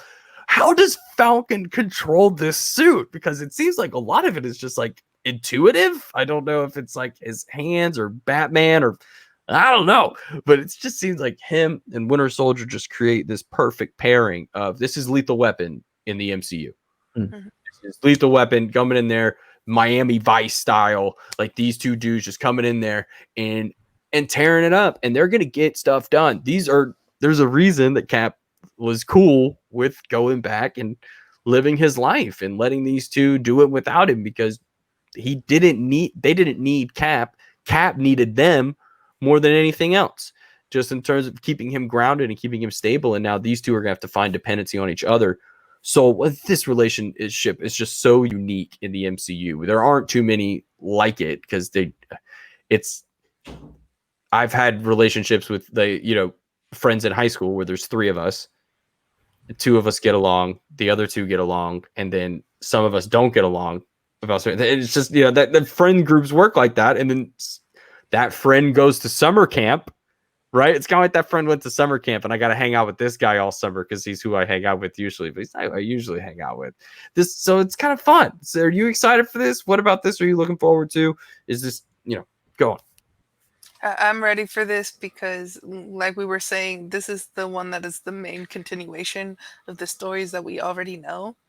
I also like that they're bringing in the U.S. agent storyline. The fact that we have things like The Boys, and now we're going to have stuff like this where it's focusing on race relations, and it's going to be focusing on those themes, and the fact that Disney and Marvel are not hiding away from those themes. And I really hope that when we see it, they really, really aren't hiding away from those themes, that it's not just them saying, oh, we're going to do it, but then shy away. I really hope that it is going to show these themes in the light that they need to be talked about now, especially with everything that's gone on this year and in previous years and things coming to light.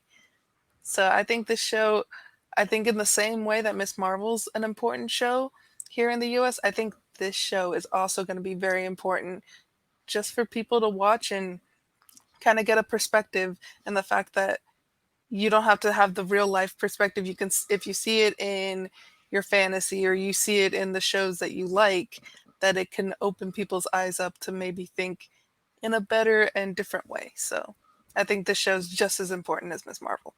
Absolutely. And I'm happy that they're taking the time to possibly rework some of it to tailor to our current climate that we live in the world.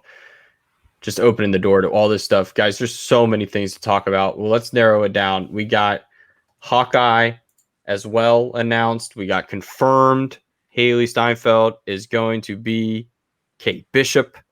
Super excited about that. We talked about that last week, so we won't go to, we talked about that with Matt Fraction's Hawkeye. What If we got the trailer for, so we got the most we've seen out of this stuff. From what I heard, this is the sizzle reel that they got at D23 last year, with a couple added scenes. So we're getting T'Challa as Star-Lord. We're getting Captain Britain, which is going to be fantastic. Peggy Carter being the one who gets the the super soldier serum. Wow, that's hard. All that. Seen a zombie. And the zombie episode as well. Yeah, that'll zombie be fun. Captain America. Yeah, it looks great. I love that. Looks great. I'm super excited for that. And then we get some stuff with the Guardians. We get the Guardians of the Galaxy Holiday Special, which we learned they're going to film during production of Guardians 3. So that'll be fun. It'll have all the aesthetics. It'll be in the Milano. It'll be just a right good time. And then I Am Groot. You want to talk about some more stuff to watch with your niece? So here it comes. I Am Groot, Little Adventures of Groot, just doing Grooty things. I'm here for it. So they're giving everyone their own flavor of stuff. And we get the announcement that Blade is still coming. Nothing really else. Did they say a year? I think you might have said a year. I think you might have said 2024. That was basically. I don't remember a year, but they could have, yeah. Yeah, and then they mentioned that Ant-Man and the Wasp, Quantum Mania. Mm-hmm. Oh my God, I don't even that's so much to dabble into. That deserves its own episode. Confirmation that Shang-Chi and the Legend of the Ten Rings is still coming out next year, 2021. They just wrapped up the production. Yep. And then Thor: Love and Thunder is underway with production, and announced that Christian Bale will be playing the God Butcher, which sets the tone for this story to,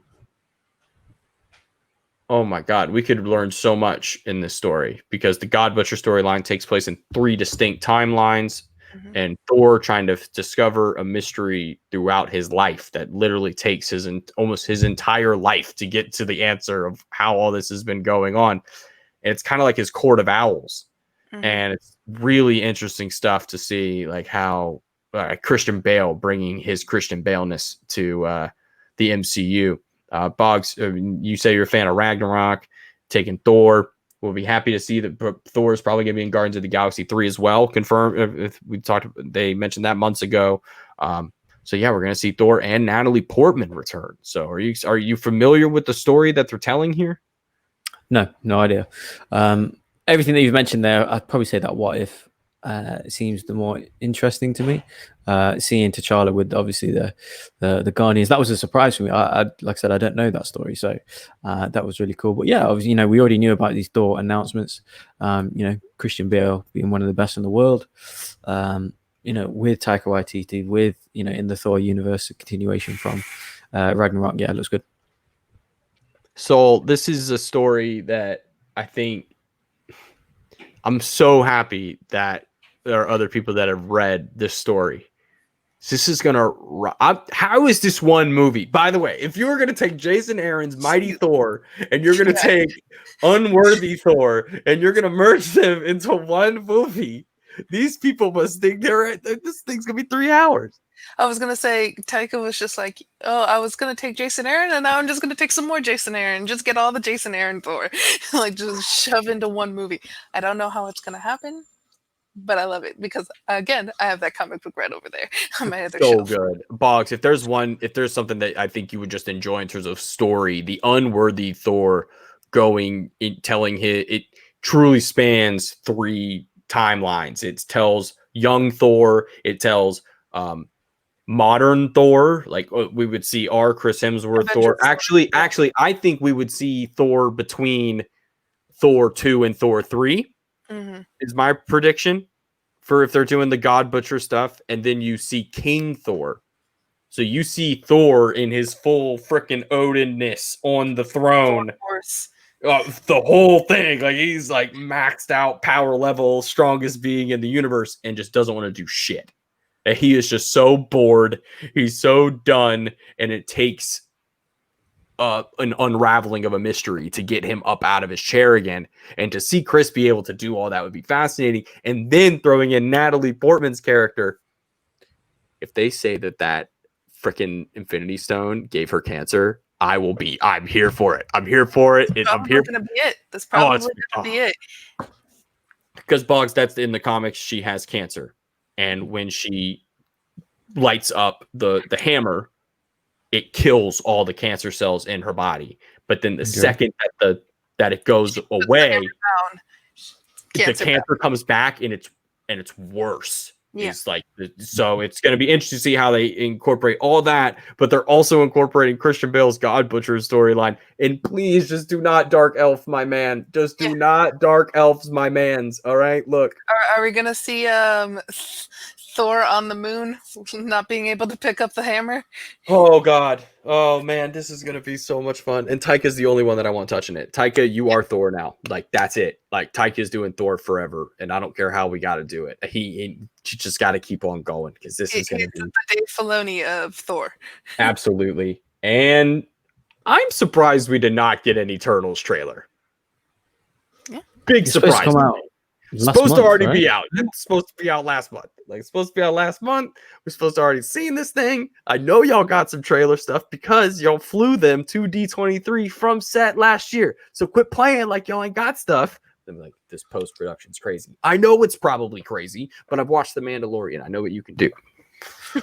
Excited. This is a lot. MCU is going to be crazy. But y'all, we've made it. This is the last thing we're going to talk about. This is it. And I think we're going to have to end up like breaking this show up and releasing it like little segments at a time. You know, just one episode at a time because there's a lot. There's a lot to break down. Everybody, let's put them 4s up. Let's put them 4s up. We have made it. What am I saying? The Fantastic Four is coming. The first family will be introduced into the Marvel Cinematic Universe.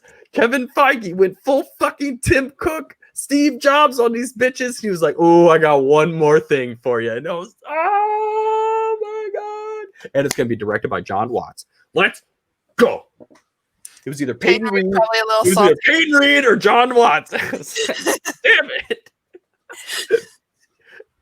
You know Peyton Reed had to have the meeting, though. Peyton Reed had to have the meeting. He's got to be involved in it somehow. This is his, I think, if he's got to be writing it, I think he might write it. I think it would be pretty insanely awesome if Peyton Reed wrote it. He's probably going to be on set the whole time, just like, even if he's not a part of it at all, he's going to be like, I just like roll into my friend's set and they're like working and shit. I'm like, oh, what you guys doing? You guys need some help with anything? Oh, yeah. I'll put this light up over here. You know, just go do anything. Payne's like, I'm just happy to be here. I'm just happy to know this exists. Mm-hmm. Fantastic Four, I think, is the most important story that Marvel told for a really long time, and then they forgot what the fuck was going on. Suddenly, it became about the kids, and the kids became overpowered, and the kids were just like, I mean, they're Omega level mutants. Some of them are I'm pretty sure, isn't Kang the Reed Richards' kid? Yeah. Reed Richards' kid.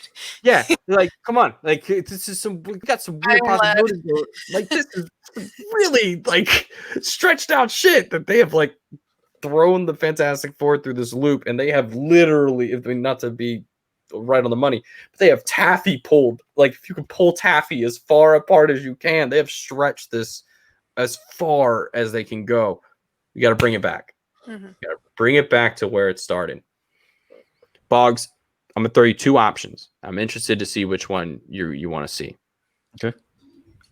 Do you want to see a Lost in Space Fantastic Four where they will come back to us, having already existed as maybe possibly like an early part of Shield, like during the Hank Pym and Howard Stark days, and they were just like a lost group of scientists, and Shield's just got Shield and Hydra, they just kind of scraped it under the bus, so they were like, oh no, we've lost these people, oh darn, and then they come back? Or would you like to see the origin happen within the current confines of the MCU as we know it, like present day? Yeah. I'd probably say the first option. Yeah, like there was an accident or something that happened, in the 50s or 60s or whatever, like around, kind of traveling to the moon, that era, and something happened, some intergalactic thing happened or whatever, I don't know, some accident to these astronauts or something. So yeah, but the actual logo of the four, the way it looks and stuff, it was beautiful. But yeah, definitely needed. Yeah, because they are, like I said, the OGs. So yeah, and they're pretty OP, like you said. But yeah, probably for the first option. I mean, do we really need to see another origin story again? I know how it happens. Yeah, we all know. Exactly, we all know. It's like Spider-Man. I think they can treat it with the respect of Spider-Man, right? Like he's already Spider-Man. Ben's dead. Uncle Ben's dead, and he has his powers, and he's doing it. So sorry, you were gonna say. I have a question for you guys. Mm-hmm. So what if this is the movie where we see them back in like the 60s, and then they get stuck in the quantum realm, and then we see them in Ant-Man and the Wasp 3, Quantum Mania, they bring the Fantastic Four back. That would, yes. I mean, something like that will happen. I'm sure. Like within the rules, I think there are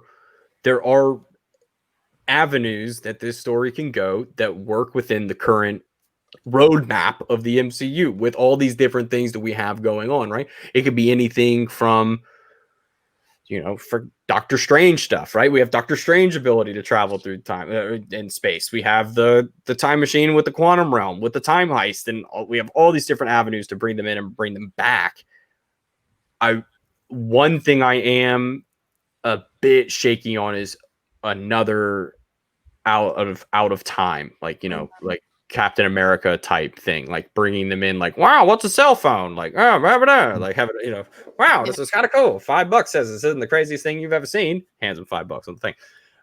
So it'd be interesting. Are we team John Krasinski and Emily Blunt in this house, or do we want more representation within the Fantastic Four? The actor that's playing Kang is a black man, so that was kind of it was like, oh, maybe that could be our chance. Bogz, are you who would you rate? You got a little sneaky little casting thing there? I know I've seen some Zac Efron for the Human Torch, which I think would be interesting. I've even heard The Rock playing the Thing. Maybe make The Rock some rock. Who knows? Bring Chris Evans back. Yeah. So I've seen like fan casting, like you said, Emily Blunt and John Krasinski. I've seen that Raoul Coley as Reed Richards. He looks kind of cool with that.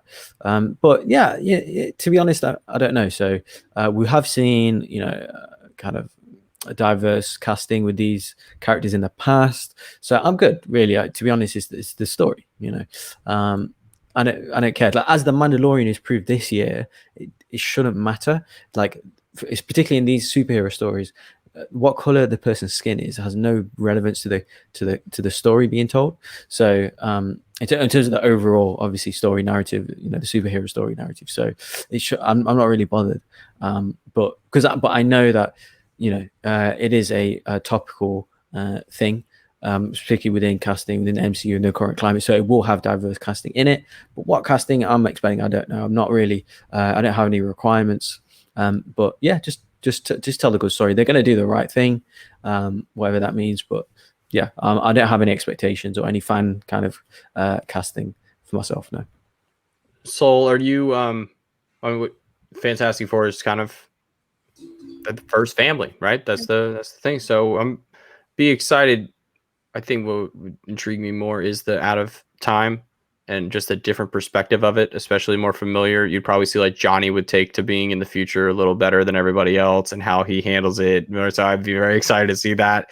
Definitely opens up the possibilities of my favorite trio to ever work together is Spider-Man, the Human Torch, and Daredevil. When the three of them are together, it is so much fun. Going back to the old Spider-Man show in the 90s, those three have so much fun together, and it just Tom Holland, Charlie Cox, and oh my god, if Zac Efron would die, I don't know. I would spontaneously combust like right here.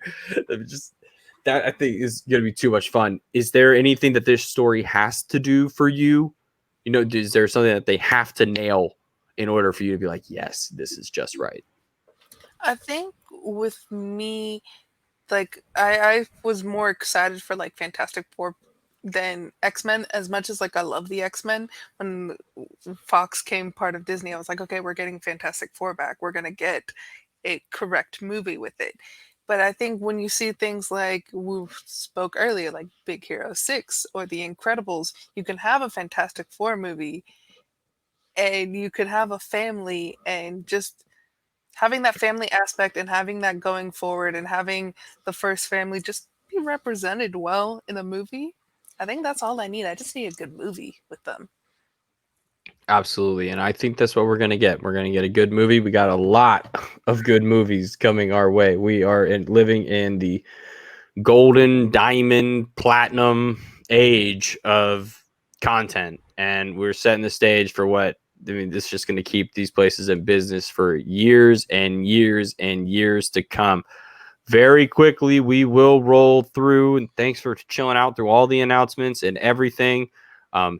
Look for possibly some edited videos of this where we get, everything broken up into its sections, because this is a lot. We've been sitting here for a little over 3 hours now recording this. So we'll get to the end topic of the day.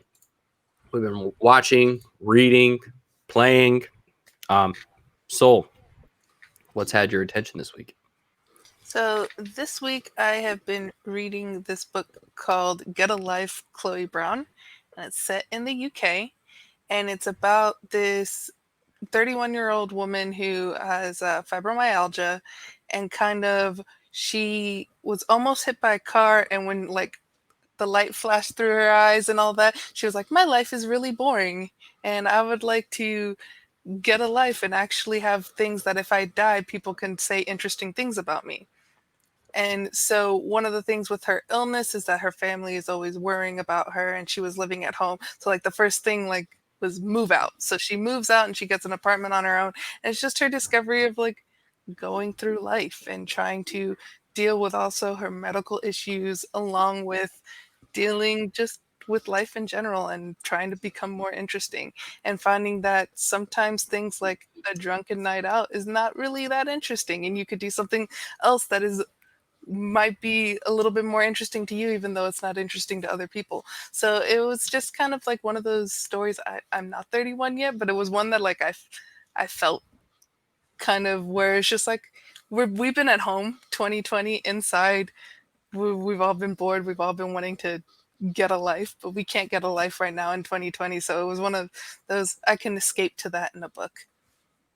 Absolutely. And that sounds fantastic. Bogz, what you got going on over there? So what I've been watching, so I have watched two things this week. So firstly, last week I did say I was going to watch Raised by Wolves. I have completed it. So, and you're right, they were all pretty much 55-minute episodes. So I watched like 2 a day, roughly. So yeah, it was a lot. I have to say, I really like it. Yeah! It was really good. Yeah, it was really good. Like, it's definitely sci-fi, like hardcore sci-fi. If you like aliens, like I did say before, I heard it's in the Aliens universe, and you went like this, and that's the same reaction that I would give. Yeah. So it's actually if technically. You told me it was. Yeah. I wouldn't know it unless you told me. It's actually not. It's actually not. So it's just made by Ridley Scott's son. The whole thing, the whole thing is influenced by the aliens. Well, like the androids. Sorry to spoil anything for anyone who's going to watch it, but the androids are the same androids that are in that world, but they're not the same ones. That kind of thing. The aliens that are in it are quite similar to the aliens that are in Aliens. That kind of thing. Like the environments, the worlds that they're on, the ships are all the same, but they're not actually in previous Alien movies. So that's how it's influenced. But overall, really good sci-fi. I would say it started off stronger, and towards the end, for sure. The world last, that they, at some points, the world that you were in was much more interesting than the story they were telling within the world. But the world that they were building, I'm like, oh, put me in like. It definitely feels like the end time that they were setting very much felt like after Skynet had taken over in every aesthetic we've seen in Terminator on Earth, and to leave that and try to do what they were doing was just once they it went a bit too fantasy-ish, I'd say. The last episode I thought was quite bad, actually. Even the CG in it, if you know what I'm talking about, was quite bad. It did not look good. It wasn't really the answers that you do get are not. I thought the choices were quite. It just didn't work the last episode. And sorry, just to confirm the positives and the negatives, right? Just to summarize it, the positives are great sci-fi. The effects are great, particularly at the start. The first two are directed by Ridley Scott. And if you like Alien Covenant, anyone watching, or Prometheus, they're like them two movies. Like, imagine Prometheus split in half. They are the first two episodes, pretty much. That's what it's like. Or not really Alien Covenant, I'd say. It's like that. It's exactly like their movies. A lot of people don't like their movies. I love them. Alien is one of my favorite franchises, so it's direct out of that. Direct respect out of their movies. So I loved it. It did drop off. The last couple of episodes were not great, I would say. The two things that I would say, is, like I said, the criticisms. Number one is the last couple of episodes are quite bad, I'd say. I'd say the first two episodes are like a 9. The last two episodes are like a 5. I would prefer it if it was a self-contained story, and then the last 2 episodes made it clear that they were having to make a second season. Pretty much. And the other thing, the negative, I would say, is some of the main children in it I don't think they're very good actors. That I know that's incredibly harsh, but I found them quite annoying. Like is it Campion? Is it? He's the main. I couldn't stand half of his scenes, and the pregnant girl as well. Like I thought like they made me like they were a bit cringe. Some of their acting were because there are a lot of kids in it. I know it sounds I'm being harsh, but the 2 adults watching over 7 kids. Yeah, basically the other kids are fine. Like they are the kind of the extras, and if you will, they were fine because they get a lot of screen time. But them 2 kids in particular, I couldn't stand some of the scenes that they're in. But overall, the series is definitely good sci-fi, super interesting. Definitely I like it. If you like Aliens, the kid that plays the son of the white people, the church people. The one. Sorry, that's what I meant to say. That's what I meant to say. Yes, definitely. Yeah, the church people, the guys with the mullets and stuff. Where these guys they're all like in their mid-30s, 40s. They're fantastic actors. Like their action, they're interesting. Even that one dude, the Latina guy, he was in Narcos Mexico. Okay. Or not seen that one. Either Narcos Mexico, and he played like the security guard. He's like the head of security for the cartel. And he was in a really the same spot he was in here, real split mind. Like, am I doing the right thing here? Or making money for my family? What am I doing here? And the whole cool thing, no one has. There's no protagonist in it, right? Everyone's evil, pretty much. Even the android. The beauty of the show. Yeah. I don't know who I'm rooting for. The show doesn't tell you to root for anyone. Exactly. The show's just showing you some shit that happens on a planet. And the androids, like these guys are like mid-30s, 40-year-old actors. Like, where have they been? They're so talented. Like the lady's name is Amanda Collins. I believe she's isn't the main guy with the mullet as well. The main guy's he's in Warhammer, right? As well. Warhammer. Sorry, what's it called? Yeah, he's in that. Warcraft. You mean Warcraft? Yeah, Warcraft.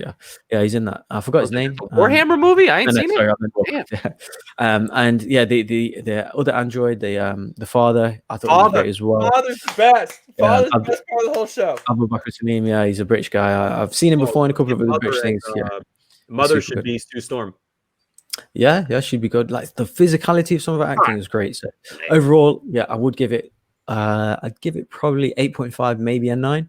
I'd probably say 8.5. Yeah, but like I said, some of the last episodes are quite bad. So I'd just bring it down just a little bit. But if you like I said, Alien, the newer Alien movies, you'll love this. It's a must watch. The second thing that I've seen, just quickly, I won't take too long, is I actually watched Mulan.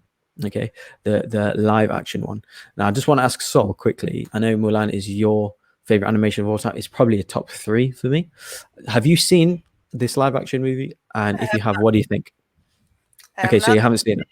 And okay. I think the main reason is because of the thanking China when they shot in the Xinjiang region, Oh which yeah. has basically concentration camps for the Uyghur people. So it's one of those where it was my most anticipated live action, and then Mhm. when that happened, I was like, I can't really support this, Okay. so I have not seen it. So yeah, I mean, obviously the movies from head to toe is kind of around controversy, right? From the main actor, the Mulan character, from all that stuff. Yeah, you are correct. But just to objectively talk about the movie, it's actually pretty awful. I don't mean like It it's is not that bad. a god awful It is movie. pretty awful. I cannot believe how like bad the CG is. Like even some of the makeup, like they use is so you can tell like you know there's quite a lot of middle-aged kind of men in it. You know, like the emperor and his kind of people around him. You could see like the dye in the hair, like going over the hair, like just you know these little things like that. Like the first like 15 minutes, like Mulan, like it's a family story. You know, it's really funny with Eddie Murphy at the start. You know, that up until you know where she meets up with her kind of and the soldiers in the camp and she learns to train and stuff. Every scene is like a minute long, 2 minutes. It just moves so fast, like you're like, what the hell's going on? And then it kind of slows down when they're with the soldiers, and it does get a bit better there, and then it drops back off and it gets really crap towards the end of the movie. But it's so bad. Like if you are hardcore Mulan, I would actually say don't watch it because it's that bad. Like if you're yeah, but it does have like really nice costumes and location. It shows the full range It of doesn't China. do what other Disney movies did. No, Cinderella, it expanded the lore. Beauty and the Beast, it gave you a little bit more than the original. Gives you a bit of what the sequel, Beauty and the Beast, the cartoon gave. It got a bit more into Belle's life in the castle. I would even say Aladdin gives you a little more, just because you spend a little more time with Aladdin the person. it makes too many changes. Like it almost So introduces. Sorry, spoilers, anyone, but it almost introduces the Force into it, and you have a light side and dark side users, and whoever's kind of kind-hearted is the light side, whoever's bad, evil intention, they have the dark side, and like it's just weird things like that. Like I didn't like I said, like any of that. If that bitch could turn into a bird, then Mushu the dragon could have been in the But they fucking. kept teasing it. Oh, sorry. A couple of things that I didn't like. Right, some of the ADR work in it is awful, especially at the start of the movie. Like it's like such a delay on their. Like I'm like, what the hell's going on here? Like it's like a second delay from when they're speaking. Like it's so bad. Yeah, but I did like obviously it doesn't have the songs in it. Milan has some of the best Disney songs of all time, and it doesn't have the songs, but it does have the kind of lullaby of reflection in it, and they are the best scenes in the movie. It happens about 4 or 5 times. They are literally the single best scenes of the movie. So Once you hear the ba da da da da, something like something's emotional. coming. Yeah, they are the best parts by far. The live action, and like I was like, okay, this is good because my music brain. So that's probably the only thing that I will take away from it is music. Yeah. But it literally happens for 5 seconds, maybe 3, 4, 5 times in the movie. Apart from that, like I said, it's quite bad. I don't know. Out of 10, I'd give it like a 4 or 5. I was definitely expecting it. Like I said, Mulan's one of my top 3 probably all time animations. But no, it's really bad. So that's what I've been watching. So yeah, what I will watch this week, I think I've seen an advert for Last Christmas. I've not seen that. I do like Emilia Clarke and the other guy, I forgot his name, the British guy, but I will probably watch that this week. Yes, I will probably watch that. So what about you, Colin? What have you been watching? I was just patrolling around Amazon Prime and realized that I did not finish the last season of The Expanse. I started watching The Expanse last year, based off a bunch of books. They're fantastic. It tells the story of humans colonizing our solar system and everything that's involved with that. And I got to about the 4th season, and I think I realized I was moving through it too fast and didn't want to wait a whole year for another season. And now the new season comes out on December 16th. So if you're interested in that kind of stuff, or if you're interested in The Expanse, I'd be happy to do reviews on the channel. It's very fun, very deep sci-fi show made with people from NASA, so the space stuff is extremely authentic. They make sure that all that stuff really lines up, like what would actually happen in certain situations. It's pretty fantastic. I love it. It's got a very diverse cast. You got and they don't sound like they think you should. the Texas oil tycoons are the ones who colonized Mars. So everybody there kind of has a Southern accent or some form of a strange accent. So it's interesting to see all that stuff kind of come together and how people's bodies grow differently if you've lived on an asteroid belt your entire life. So your body's a bit different than somebody who was born on Earth, and all that kind of stuff that they dabble in is very authentic. It's very cool. And the cast is a bunch of people who are just on the precipice of being fantastic, like movie actors who are just getting the chance to stretch their legs. The main character is played by the guy who played War and Peace from Sky High. So from Sky High fans out there, it brings him back a bit. And Thomas Jane plays one of the main characters as well. So it's just all in all fantastic show. It's what I've been catching up on. And I've been reading a bit of Ready Player 2, sequel to Ready Player 1. It's a bit much. I will say that. It's a bit over the top. But the first one was too.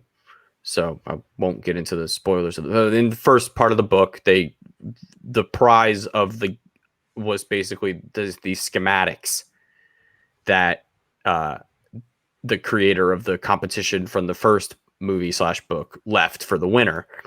And it basically makes it so your body thinks it's actually doing the things that you're doing in the Oasis. So it's a new headset that you put on that, like, if I eat an apple in the Oasis, it would taste like I'm eating an apple in real life because of how the brain is being stimulated with the headset. And so I guess that comes along with everything. So it's not just you don't need the haptic suits anymore. I think was the big plot of the first one. He buys the haptic suit and he can feel everything that's happening around him.